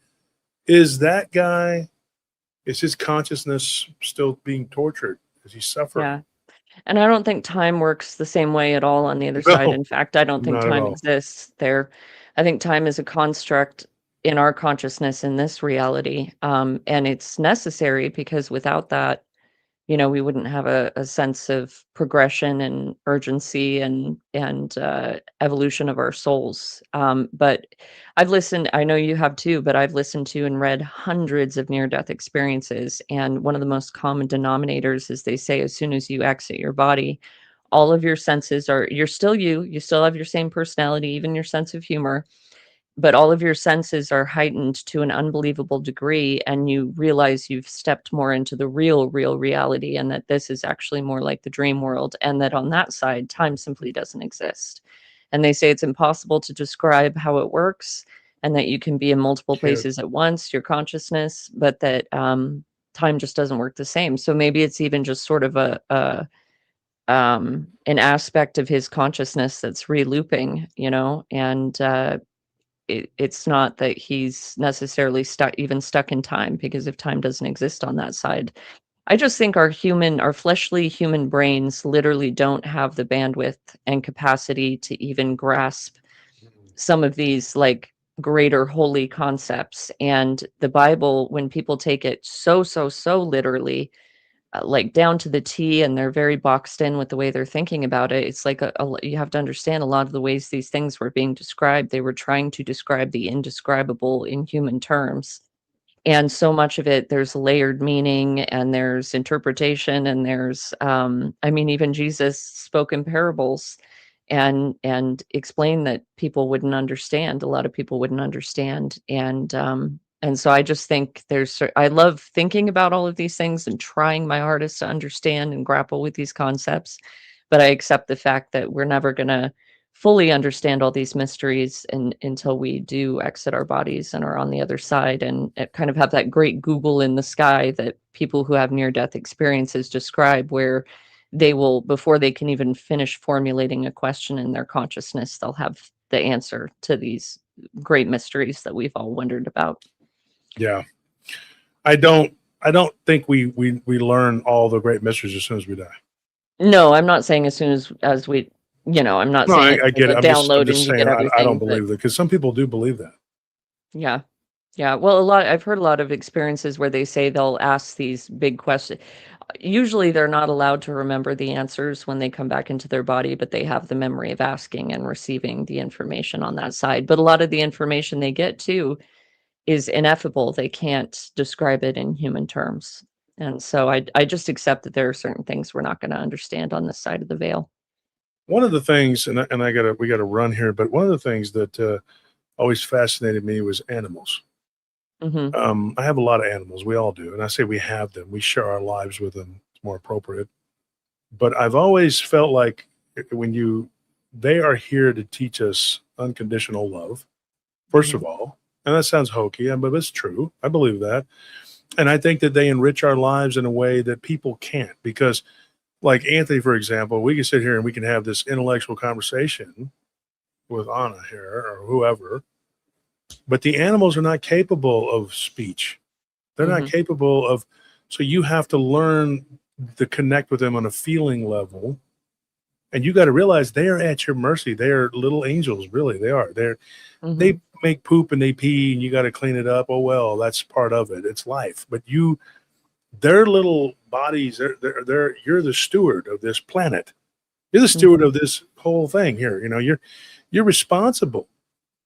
I've never understood how people can hurt something like that. By the same token, there are people who are, and I use the word retardation, you know, and I'm joking about these morons, but I'm talking about people that are fully functioning. But there are people like my friend's brother. Yeah, and I shouldn't say my friend's brother because he was my friend too, but Gordon, he was my friend Justin's brother. Justin was my age, and Gordon was a couple years older than us. But Gordon was, and of course you're not supposed to use the word, so he's mentally challenged, because you can't say the R word, or whatever. But he was really special guy. He passed away several years ago, but Justin would get aggravated with him at times, but he loved his brother, but he would want to go with us, and he couldn't ride a bike, so he'd run behind us. And the other kids would get all aggravated, and I'm happy to actually say that I would slow down and wait for him. I'd wait for him. And when he helped us build a tree, he was stronger than all of us, you know, but he had, for his whole life, he had the mind of like a 10-year-old. Like he was never beyond that. He was just kind of like, and he would play with toys. We were in our 20s, and he was playing with Ninja Turtles and things like that. And people were like, "Oh, your brother's a freaking retard." And then Justin would get so mad, dude. And he disavowed girlfriends, friends, all kinds of people. He didn't talk to them because of that. But years ago, his mother told him, and I'm happy to say there was 3 of us. And she says, "I like David, him, and Ronnie. She didn't like anybody else." To certain people we go hang out with, he couldn't hang out with us because she knew what kind of people they were. She knew. Mhm. And not that they were guys were bad, but they were rough around the edges. And she saw that I was nice to him. But then when I was in high school, I was a tutor. Like I became a tutor. And so it kind of sucked, but I got extra credit for it. And my mom pushed me to do it. You know, my mom and dad were both brilliant people, math whizzes, and just incredibly, I don't know, how would you describe my parents? Geniuses? Yeah. Just I don't know, like High functioning. really, yeah, like really like left brain hyper smart, you know, Yeah. big time. Not always emotionally equipped.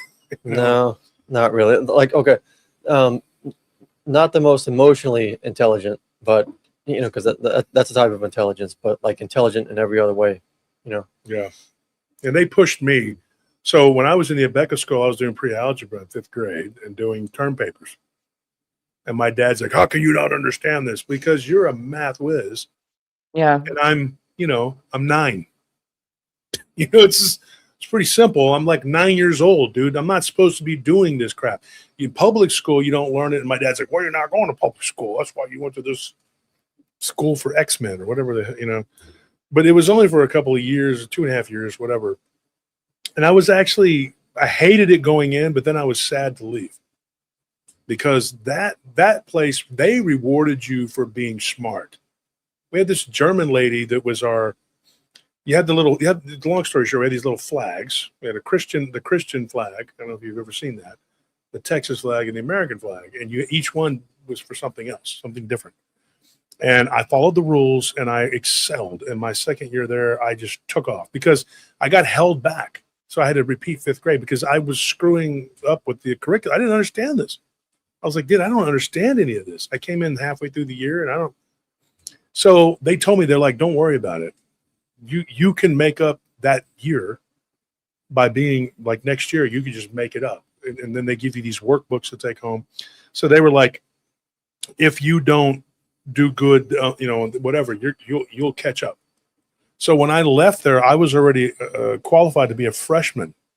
And I was technically I was 6th grade going to 7th. But I was able to go in I could be a freshman because of what I had done. And so it was very difficult. My parents didn't make it any easier, but like I was tutoring kids with special needs and normal kids. And now this is most important. I got to say this. And when I was in this high school that I was going to in Austin, I met a lot of good people. I met a lot of cool people.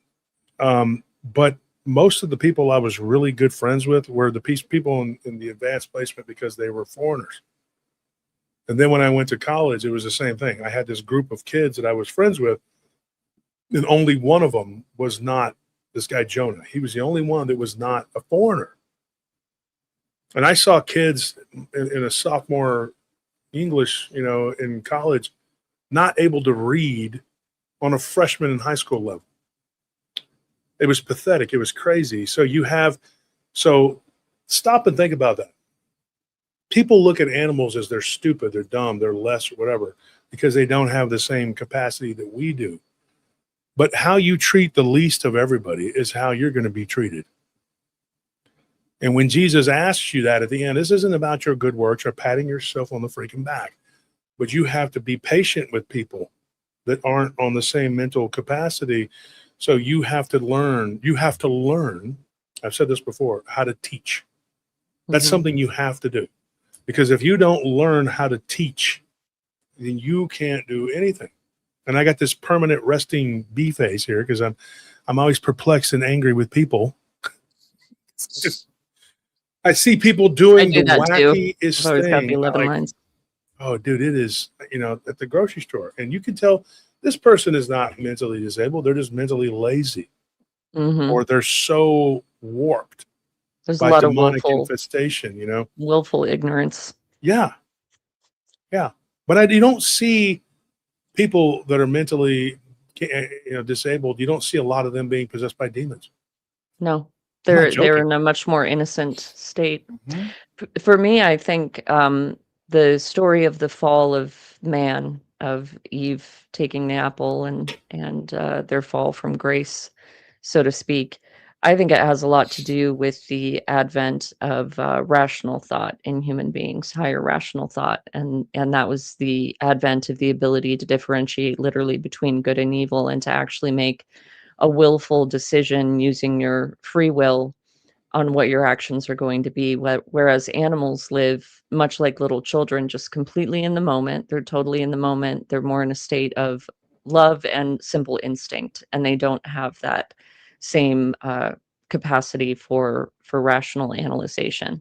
And so on one hand, it's one of our greatest gifts, and we have all these great achievements as humanity, but on the other hand, it's our greatest curse because it's what brought evil into the world.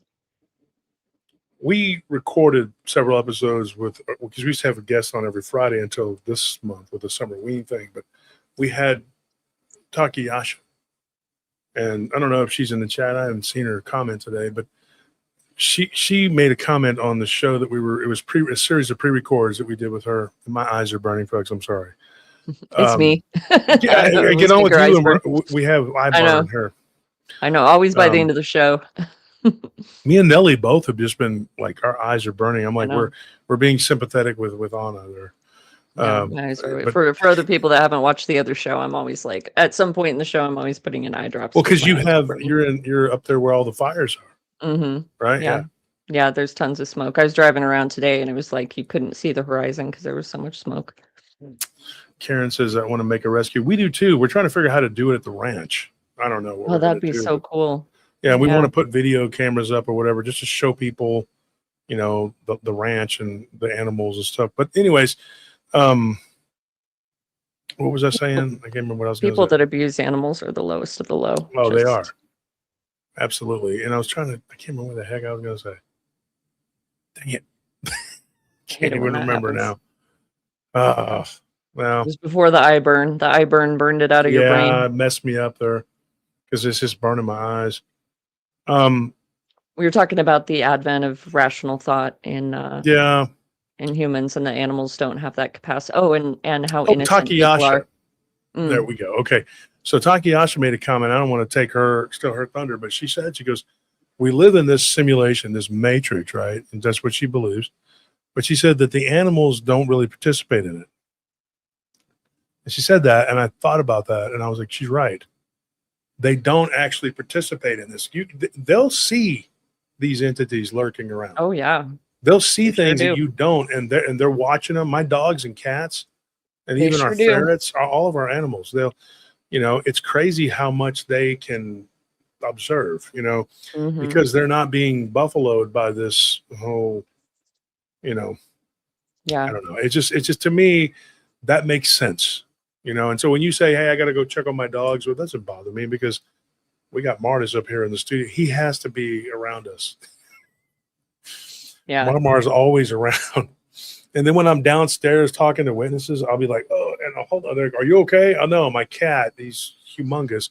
Panzer jumps on me, and he gets up on my. He has to just get like, I have to see you in your eyes. I gotta, and he's like right in my face. I'm like, "Ugh."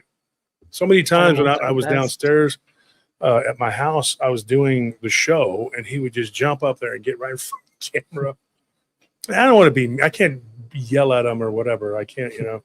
Yeah, I got scars for days from them. Like they have to jump on me and have to be there, like covered in freaking scars from our cats. Man. But I never get mad at them so for much. it. Oh, sorry. Go ahead. I didn't mean to cut you off. Oh no, I was just gonna add real quick. Like just yesterday, whenever we were doing the stream, like while I was off camera, Martis jumped on me and just, man, like he dug his back claws into me to stay on, and it like I wanted to like yell, but I didn't want to interrupt the show. I saw that. I just had to bite my tongue, man. It hurt. If you go back and look, there's a part where I actually laugh. Yeah, it was. Oh, is that when you were like, "Are you okay?" I think it was the members, or was it during random? I think it was the members, because we did members, we did random, and Anthony was like, "Oh, okay." He does this. Yeah. I just remember you getting distracted at one point and being like, "Dude, are you okay?" Yeah, I think it was. Yeah, because he got hurt, and then because Martis is just, and then Martis is sitting there with his little head. He is oblivious, dude. Cats But are I great. can't, you know.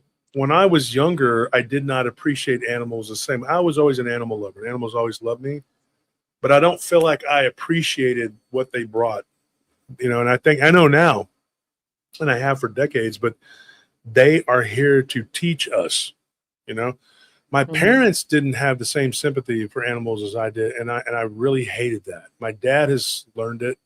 I don't think my mother ever did, unfortunately. But they weren't cruel. They weren't mean to them. They just didn't feel the same way. Like, it's a dog, it's a cat, it's your fish, you know, it's whatever, it's your lizard.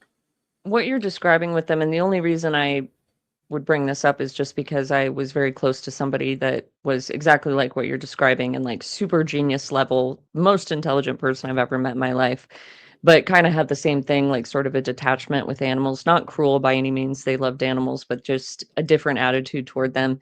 And sort of that frustration with trying to explain really advanced concepts to people that couldn't grasp at their level. But it kind of sounds like high functioning Asperger's, like, you know what I mean? Yeah, they didn't have Asperger's. I got a cousin that has it, and I helped take care of him, you know, when he was younger. And now he doesn't. He has it, but they didn't. They were just they were assholes. Yeah, that's rough. The boomers, man. They were just, you know. And my dad, he's very honest. He's like, "Yeah, I was not correct in the way that I did things. I didn't understand you." And he admits he made some mistakes that, you know, when I told him, "Hey, man, gold is going to do this," and he just fluffed me off, and now he's kicking himself. I bet. But he finally bought into silver, and now he's already up like $1,000. I told him, I said, "I told you," you know. Yeah. But I just felt like they never wanted to just take me seriously. And so I just, you know, just exited out of their life for years. Just people would ask me about my parents. I'd be like, "They're there. I just don't. I had no use for it. You know, not that I love them. You know, it's not that. I just had no use for them because they did nothing for me. I mean, absolutely nothing. I mean, it was like I'm telling you the truth. There was nothing there. So when somebody's not really, they make no effort to be a part of your life, and they don't do anything for you, then and you don't, you know, everything you do for them is just taken for granted. Eventually they act like they don't care about you. You have to stop and think, maybe they're not acting. Maybe they really don't care about you, and that's it. You have to move on. I see so many people waste their time on people who don't amount to a hill of shit. They're not worth anything. And you see the best people wasting their time on these people. What does Jesus say? He says, dust yourself off and move on. If somebody doesn't want to talk to you, they don't want to be in your life, they don't want anything, you know, unless that person is holding your money hostage, you have no reason to talk to them. There's nothing. Just move on.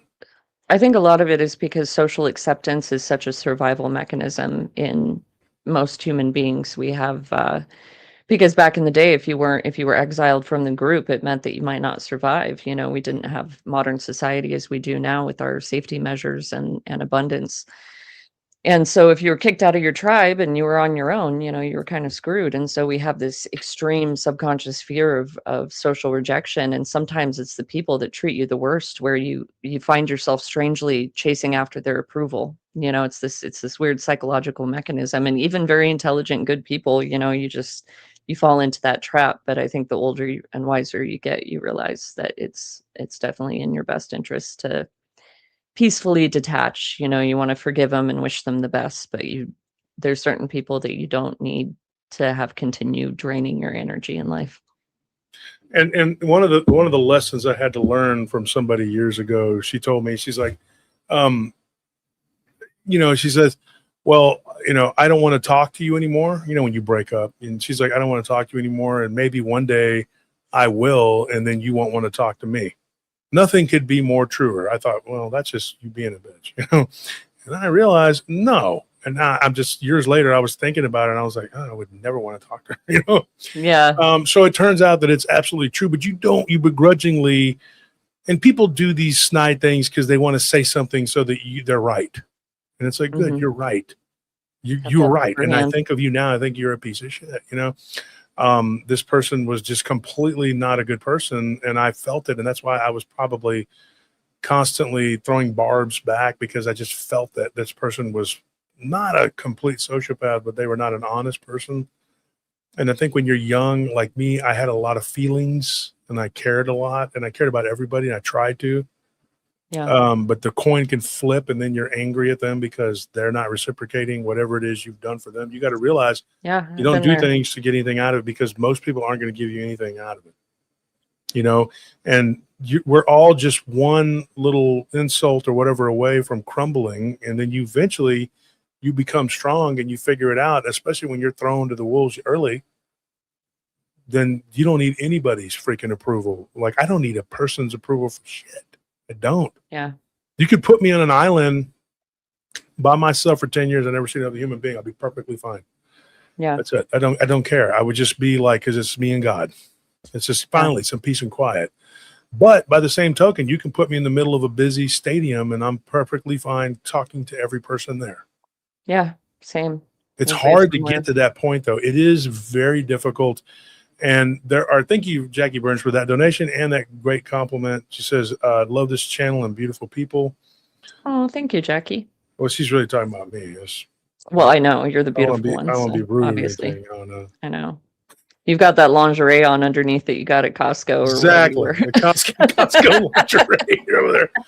I was with Nellie and I was like, Nellie, does this shirt make me look gay? She's like, no. I was like, you do the little, flip it over. What is it, Anthony? How you do it? What is it?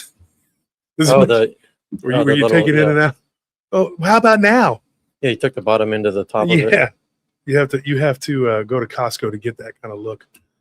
Now, I get the Sam's Under Armour socks though. Those I like. I wear those. Some new socks. Yeah, I gotta get some socks. And then we had somebody say, who said this? They said their mother was that way. That's a shame, dude. Somebody said Wolf is beautiful and Anna is only mid, in my opinion. Thank you. Andres. These are paratroopers, though. They're going to give me the I know. credit. They're playing with me. I know. What you were talking about too with when you stop caring about people's approval. It's funny because you said like, oh, a lot of people follow you online or whatever. Back in the day, I just had my tiny little group of people on Facebook, like 300 some friends or whatever, friends and family. And it was when I thought to myself, I don't care what people think anymore. And I just started saying exactly what I think about everything and being really honest and transparent and authentic. Not like I was faking before, but I was hesitant to post certain things. No, you were nice. I kept pushing you. Yeah. I kept telling you, stop with, because these people are just running over you and you're being nice and taking advantage of it. Yeah, well, but when I started like posting content that was just like, I don't give a crap what people are going to think about the fact that I believe this, suddenly it was like, blew up, not that I have like a crazy amount of followers or anything, but it got bigger and got on Facebook for sure. Yeah, I think it's like, I don't know, 10,000 or something. It's not like huge. It's not like that's not crazy. But that's Yeah, but a lot of but then you get the weirdos. I get a lot of, because all my posts are public, and you get the weirdos on there throwing this hate, and people will be like, "Are you okay?" God, like they'll privately message me. I Yeah. saw what that person said to you. That was horrible. And I'm just like, yeah, of course I'm okay. I don't give a crap. Like I genuinely, it just genuinely doesn't affect me. I'm kind of impervious to it. Maybe it's just because I'm so used to it at this point, but I don't take it personally because I just think, oh, that's just a reflection of them. That has no reflection on me, and they have no power over my sense of confidence and who I know myself to be. So it just really doesn't matter what they have to say. If anything, I actually find it pretty entertaining. And it's funny, Law and me you were on that person's deal earlier today. I saw Law on there. I saw my brother on there. And I had somebody just completely unhinged person, just lying basically. And I just said, dude, I don't give a crap what you think. I don't care what you say. Yeah. You're inconsequential in my life. And I didn't go tell these people, oh, do you know that I have 3 channels and that I'm bunches of people listen to me on a bunch of platforms? I don't give a shit what Right. these people think or what they do. I don't. These people here I care about because they're the people that are, Yeah, on the my people base. that, yeah. Like if I you don't said care what something those horrible to me and you meant it, that would probably hurt me. That would Yeah, be well, I different mean, because I actually care about your opinion. and it should be that way. You have people Yeah. that that you care about, and then I got to say this. This isn't bragging, but I have a lot of people that I actually can trust. Most people don't have that. They have like one hand people. That is a very true thing. My dad said that, but I was like, I disagree. I have a lot of people I can trust. I can trust people, certain people. And over the years, I've cultivated a lot of relationships with people, but people have to realize you have to go out on a limb sometimes with people and do something for them. If they Mhm. don't reciprocate, don't immediately go axe, whatever, because you don't know what that person's going through. But if it's all the time, one way street, 3 or 4 times, and they don't, then you cut them off. Say, okay, yeah, good. I'm going to wait till you call me with something that is not for Yeah. your needs. Energy And vampires. exactly. Then you have to cut them loose but you can't automatically just think everybody's out to get you. That's a fatal flaw in a lot of people. You know what I'm saying? Hmm. And I know some people don't have that room for error. They're like, look, I can't have somebody that's going to do that, And there are some people that are like, once I'm done with a person, I'm done with them. That is the dumbest way to be. And one of these people, most recently in my life, this person fancies themselves a business person. And I'm like, if you're in business, you can't do that. You can't just be like, oh, I'm done with the person, I'm done with them. You will be the most unsuccessful businessman in the history of the world. It's going to happen. You will die old, alone, and broke, and unfulfilled and miserable because that's what you are. You're just, So if you're in business, you have to be able to see the forest for the trees. I've been in a lot of businesses, and I've had a lot of business interactions and dealings. And you have to deal with people that maybe you're not. You have to find common ground with them. You just do. And if they screw up something, unless they're just robbing you for thousands and thousands of dollars, that's different. But if they make a mistake, you have to just be like, well, they made a mistake. You can't just write somebody off and never speak to them again, because so many people that do that, I always think 2 things. First, psychologically immature. They're a very immature person. Secondly, don't tell me you're a Christian. Don't say that, because you are absolutely lying, and that is a front to Christ, because Christ tells us the exact opposite. Yeah. You forgive.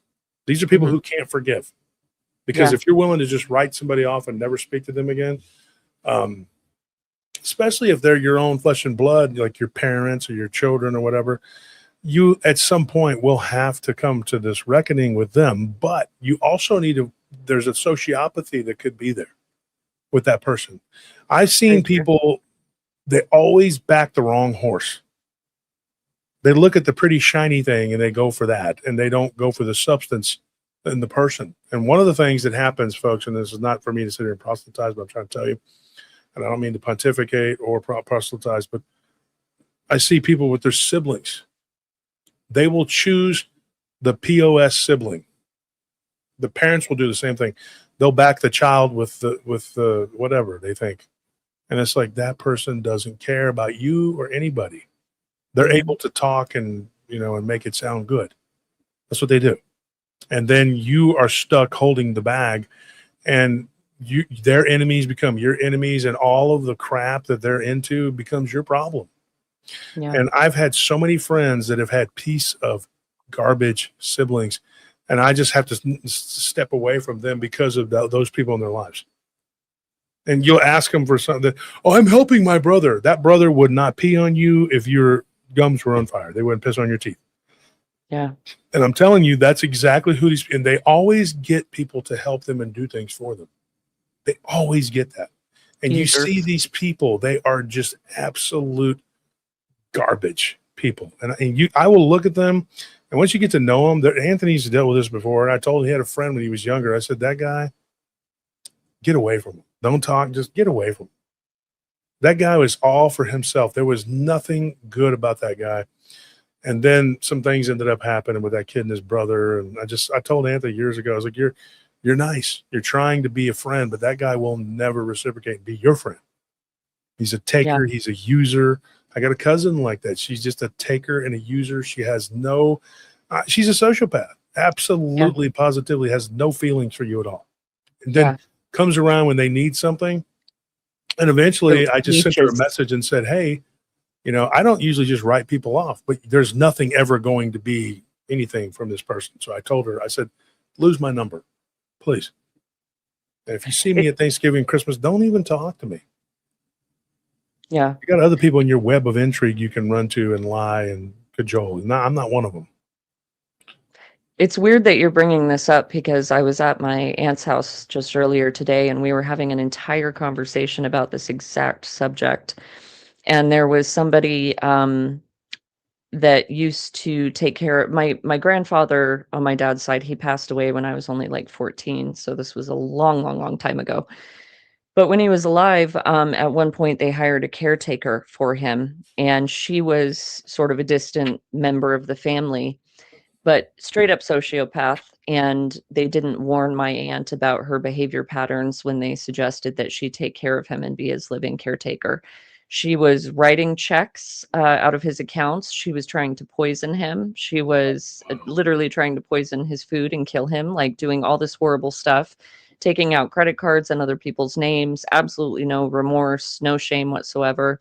So and my aunt was telling me, like, I feel kind of guilty that I don't, because she's a member of the family, like I struggle with forgiving her, but I just don't want to be around her. And I feel guilty about that. I was like, why would you feel guilty about that? That's a normal human reaction to her behavior patterns. She has no guilt or remorse, so why should you feel guilty for just not wanting to physically interact with a person who does things like that? And that was far from all she did. Apparently she had screwed over tons of people in her life. And I said, you have to understand, psychopathy and sociopathy under the umbrella of antisocial personality disorder is way more prevalent than most people realize. Like the statistics are a minimum of 1 in 100, but a lot of experts say it's more like up to 20 some people in every 100 that have antisocial personality disorder. And so sometimes people feel like they can't forgive until the other person feels remorse for their actions. And it's important to realize that in this life, some certain people that wrong you, they will never feel remorse for it, at least not in this lifetime. And so forgiveness is actually a gift to yourself. You don't forget what they did, and you're wise about it, and you don't tolerate it again. But forgiveness is almost more of a gift to yourself, to free yourself from that negative, resentful energy that it harbors, to not be able to let things go. Yeah. And and I guess I should preface, not preface, but wrap it up to say that there are times when there are people you have to turn your back on, but it seems like people always end up doing it to the wrong people. Yeah.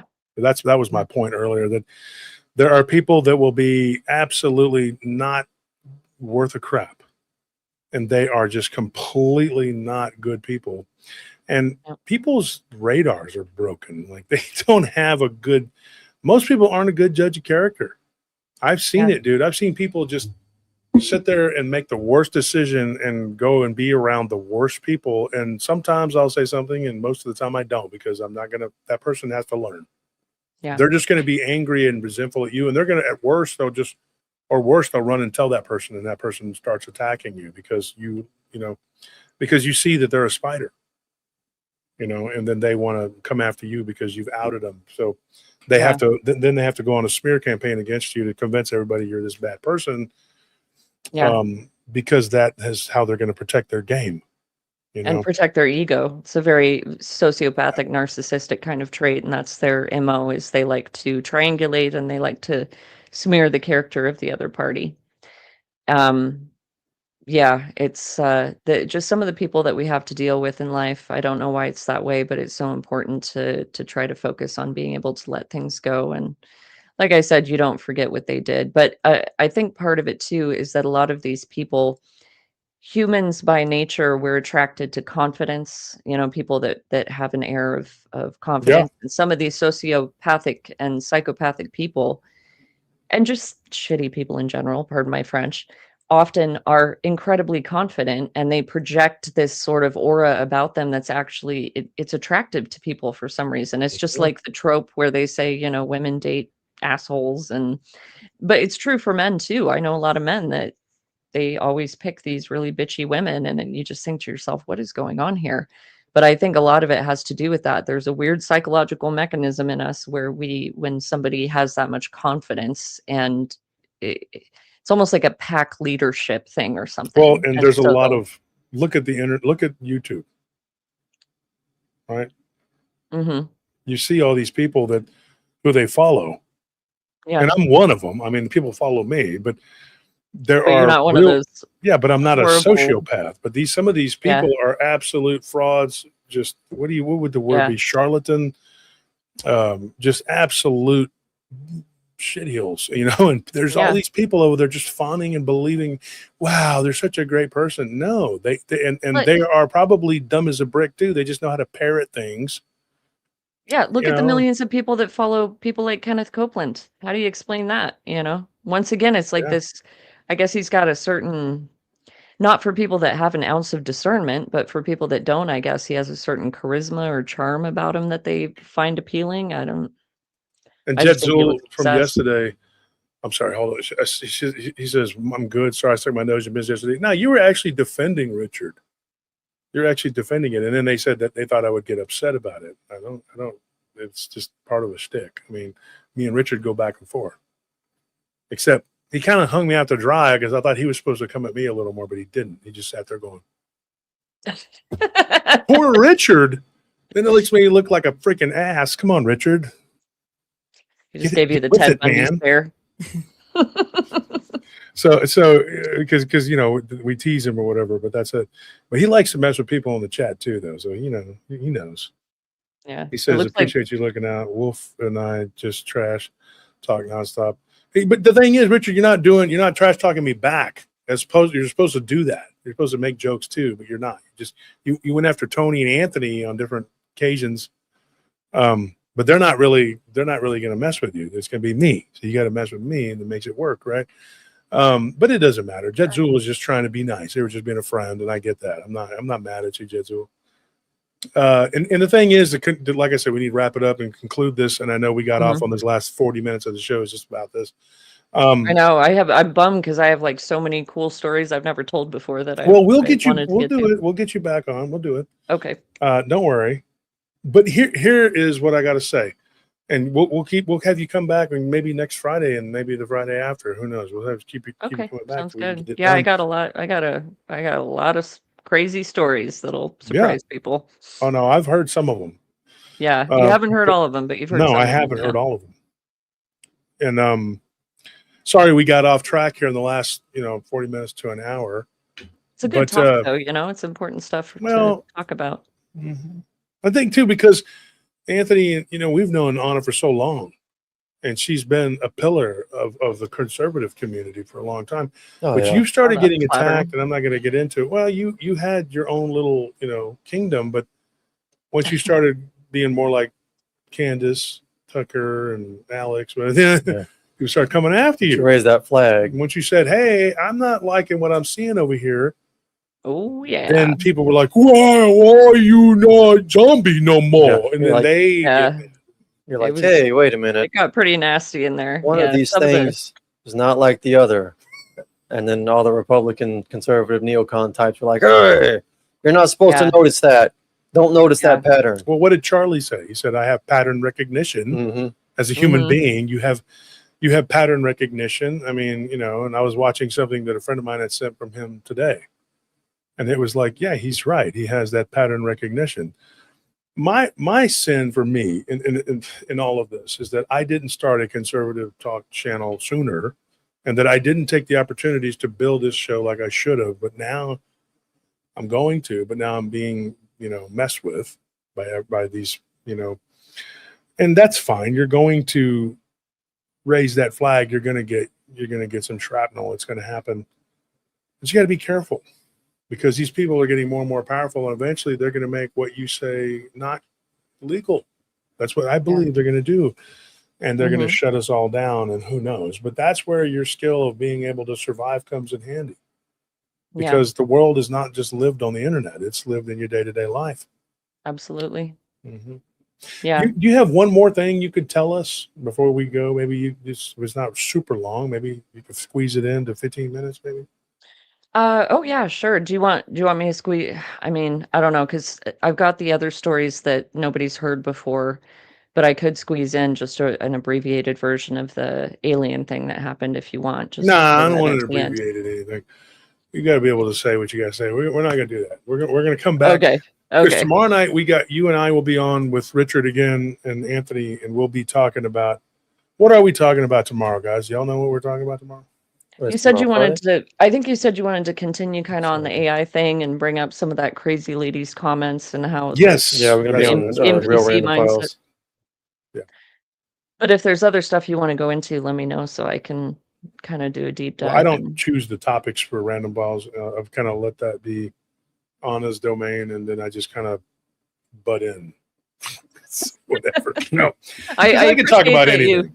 Yeah, well, so can I, obviously, but I appreciate that you trust my judgment enough to pick topics like that. So there's so many. Fridays crazy suck. We never do get a huge crowd here on Fridays. That's why we changed it. But one of the things too about Friday, just tonight, we just said person shares encounters. That was my unimaginative title.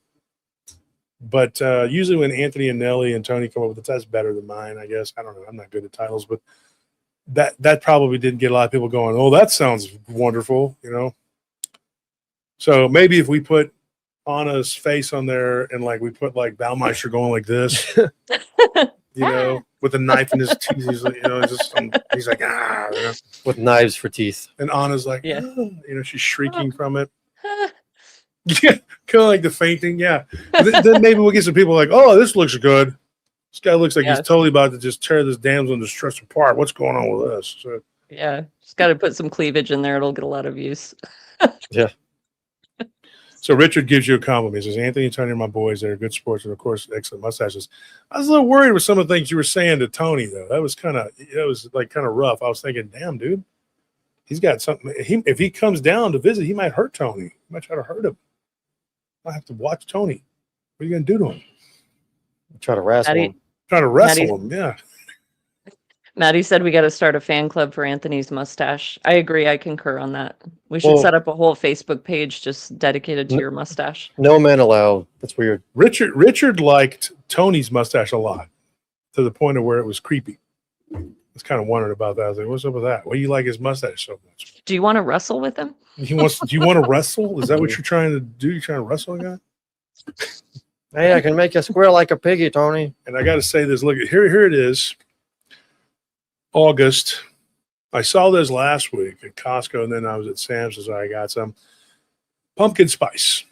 Are you wearing Are wearing Uggs under the table right now with your pumpkin spice? Uggs? Hell no. I'm Yeah, wearing Crocs. Not, but I don't wear the Crocs with the these are the toeless, the slides. I'm wearing okay. the slides. You slide into them. They're comfortable. I don't like those weird clog hopper Croc thing. I don't wear those. I don't know. If you've got the pumpkin spice thing going on, it would just kind of go with the aesthetic. It was the first of the season, and I thought, here it is, hot as hell, and we're already ready for this. Nobody complains about pumpkin pie from Thanksgiving in August, but I promise you, in November they'll have Christmas decorations and people play. Fuck yeah! Cool.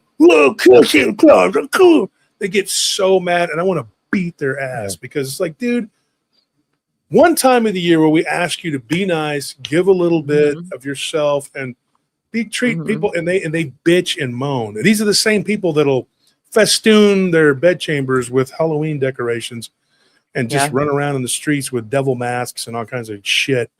You know, 20 and foot I'm skeleton not in their knocking yard. that. I mean, people want to run around and be Halloween. I'm not one of those that thinks Halloween is, you know, it's an abomination. You know, I'm not all into that. I mean, it's okay to have some fun and cut loose, whatever. But some of this shit gets downright satanic. It does. And then it's not only, you know, diablerie or whatever you want to call it, but then they hate Christmas. The neighborhood we used to live in, I hate that fucking neighborhood with a passion. I don't even go through there. It's so this vile. They were messing with my neighbor Mario because he had too many Christmas lights. He told me, he was like, these are the same people that'll just close down the street for Halloween. And not Wow. one house but his, and that whole little cove where we were at, decorated for Christmas. But everybody was just going cuckoo bananas for Halloween. So Yeah. don't tell me, because I like both, right? But don't tell me that you're pissed off because Christmas or whatever when you're okay with Halloween popping up in July, which it already did. Yeah. Last month, Costco already had the Halloween decorations up. So can't have it both ways. You know, you either Yeah. do or you don't. Start early. By the way, I did think of a really short story that would kind of end things on a sweet note because it was a very nice encounter. If you want me to tell that Go real ahead. quick. So, it wasn't the very first time I saw an apparition, but it was I think it was the second time. And I'm not sure exactly how old I was. I was a little girl, but I was old enough to be cognizant of things, you know. And I had a bunk bed in my room that my dad had actually made. It was really neat, a wood bunk bed, and it had like a desk area and stuff underneath. And I'm not sure what woke me up, but something woke me up, and my room was dim. I think I had a nightlight or something. And I looked over the edge of my bunk bed, and there were these two glowing figures there. And I didn't know who they were at the time. I found out later, but they were dressed in typical, almost kind of Victorian somewhat garb. Like she had the high waisted or high neck dress with kind of the somewhat puffy sleeves. And it literally was like and I wasn't asleep. This was not something where it was like one of those waking dreams or you're kind of half in and half out. I was wide awake. I was very aware of what was going on. This really happened. And I looked over and it was kind of like in a movie where they were somewhat translucent, almost sepia toned and emitting light and glowing. And he was really tall and she had her hair up in a bun, dark hair, and it was a really loving, nice feeling. I wasn't scared in the least, and I looked over at him, and they were just looking at me, and then she turned to him and went like this and whispered something in his ear. I couldn't hear anything, but whatever she said, they both gave me this really warm smile, and they waved at me, and I just sat there and I waved back and smiled, and then I wasn't scared at all. I'm not sure how much of it was just the loving energy in the room, so it wasn't threatening in the least. I knew that they were whatever they were good. And I think maybe at that age, you just don't process things the same way because you haven't been conditioned as an adult over time to be like, whoa, this is really weird. I should be freaked out right now. You're just experiencing everything in the moment as it happens and going, oh, okay, this is another new thing I'm experiencing on this planet. And anyway, yeah, it was very loving. And then I just waved, and I just remember I just peacefully laid back down and went back to sleep. But I was wide awake. I know what I saw. And then it wasn't until a little while later that my mom happened to be showing me a photo of her grandparents. And that was exactly who was in my room. So I think they just Wow. came to visit and check on me. Yeah. And that wasn't the only time I saw things when I was little. Jeez Louise. That's So, cool. yeah, I thought it was nice. It's Yeah. more of a heartwarming story to end things on, you know. Yeah. Gertie says that she didn't get notifications. Gertie, that happens a lot. They have shadow banned us. I'm almost positive. And supposedly there's no escape once they do it. You're just relegated to whatever. They slowed our growth to a crawl. That's when you know you're over the target. It is what it is. People have asked me, when are you going to get to 100,000? Never. They're not going to allow it. I mean, I've been stuck at 47 for months. I mean, they're not, I mean, you know, they just stop you. They just slow you down and people don't get notifications. They don't, you know, Yeah. I do have something cool to tell everybody though. I got sent an email. They sent me an email. Let me see if I can find it. It'll take just a second. And Wolf, I told you about that dream I had, and it had that certain feeling I have when I have dreams that are telling me something. So I think the show is gonna take off a lot more. We're ranked number 47 in the top 100 paranormal podcasts on this thing called Free Spot. That's And awesome. I looked at the people above us. I think we should have been a little higher, but there were some pretty heavy hitters up there. So I thought, yeah, that's pretty cool. But I see a few people up there that they chose a different route than I did because they didn't go through a war and they didn't get mass reported and messed with like we did. And they declined to stand and speak up. And I'm thinking, well, yeah, of course. So you did better, and they'll grow, and our channel probably won't. And that's fine, because to me, what's more important is the information, and it has to be. And I'm not knocking those people. I'm just saying they obviously leapfrogged us because they did not have people attacking them 24/7, and they refused to stand to be counted and say, because they knew that it would hurt them, so they didn't do it. Yeah. And they just let it go.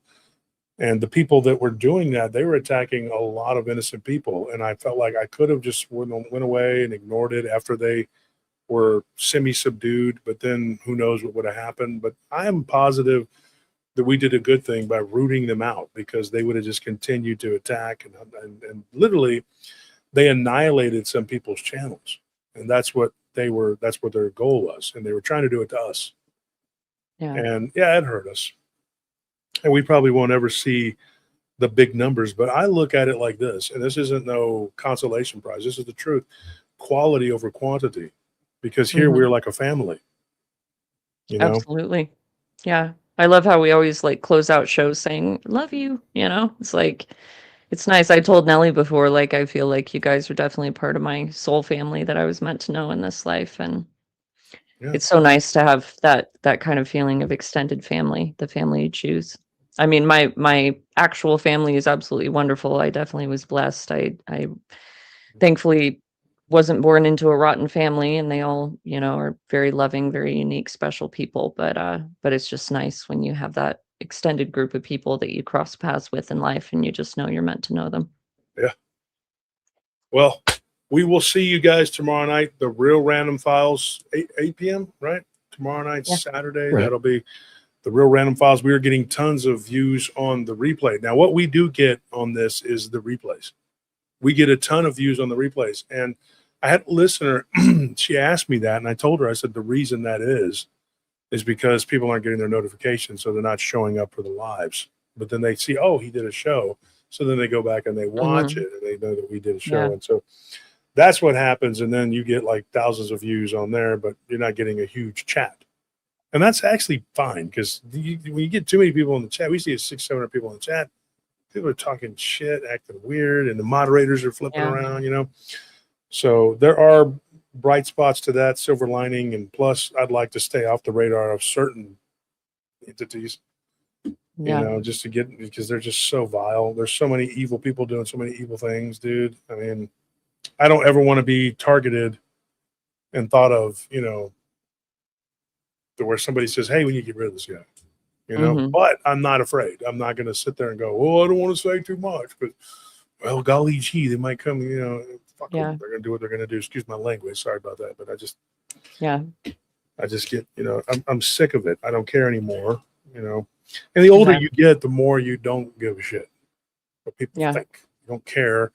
You don't have time to sit here and worry about what these morons are doing or thinking, whatever.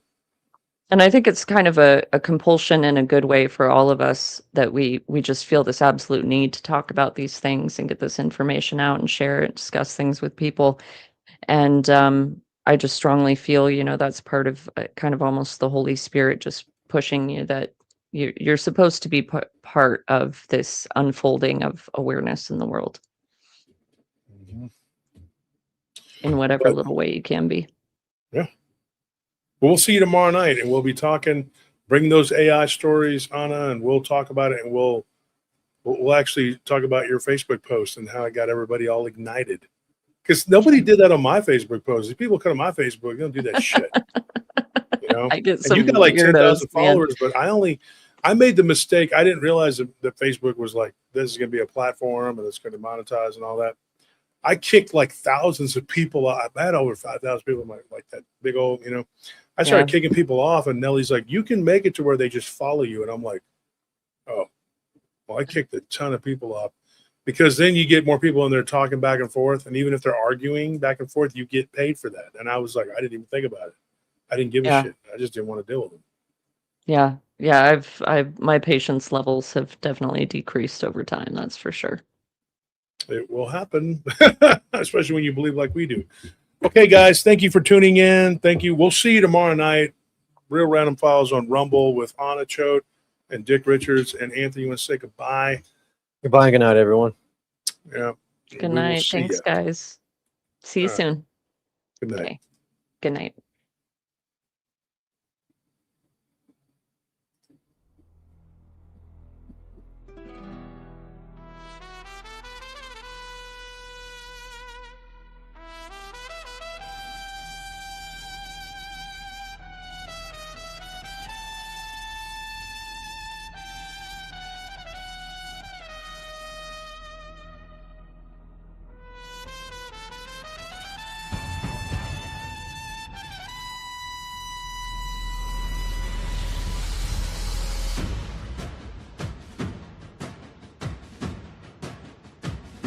Land of beauty, land of horses, land that was saved by Christian forces. A long history filled with strife, now fighting for your way of life. The struggle is for your very existence. It will take determination and persistence. Being invaded by those who hate it. Let no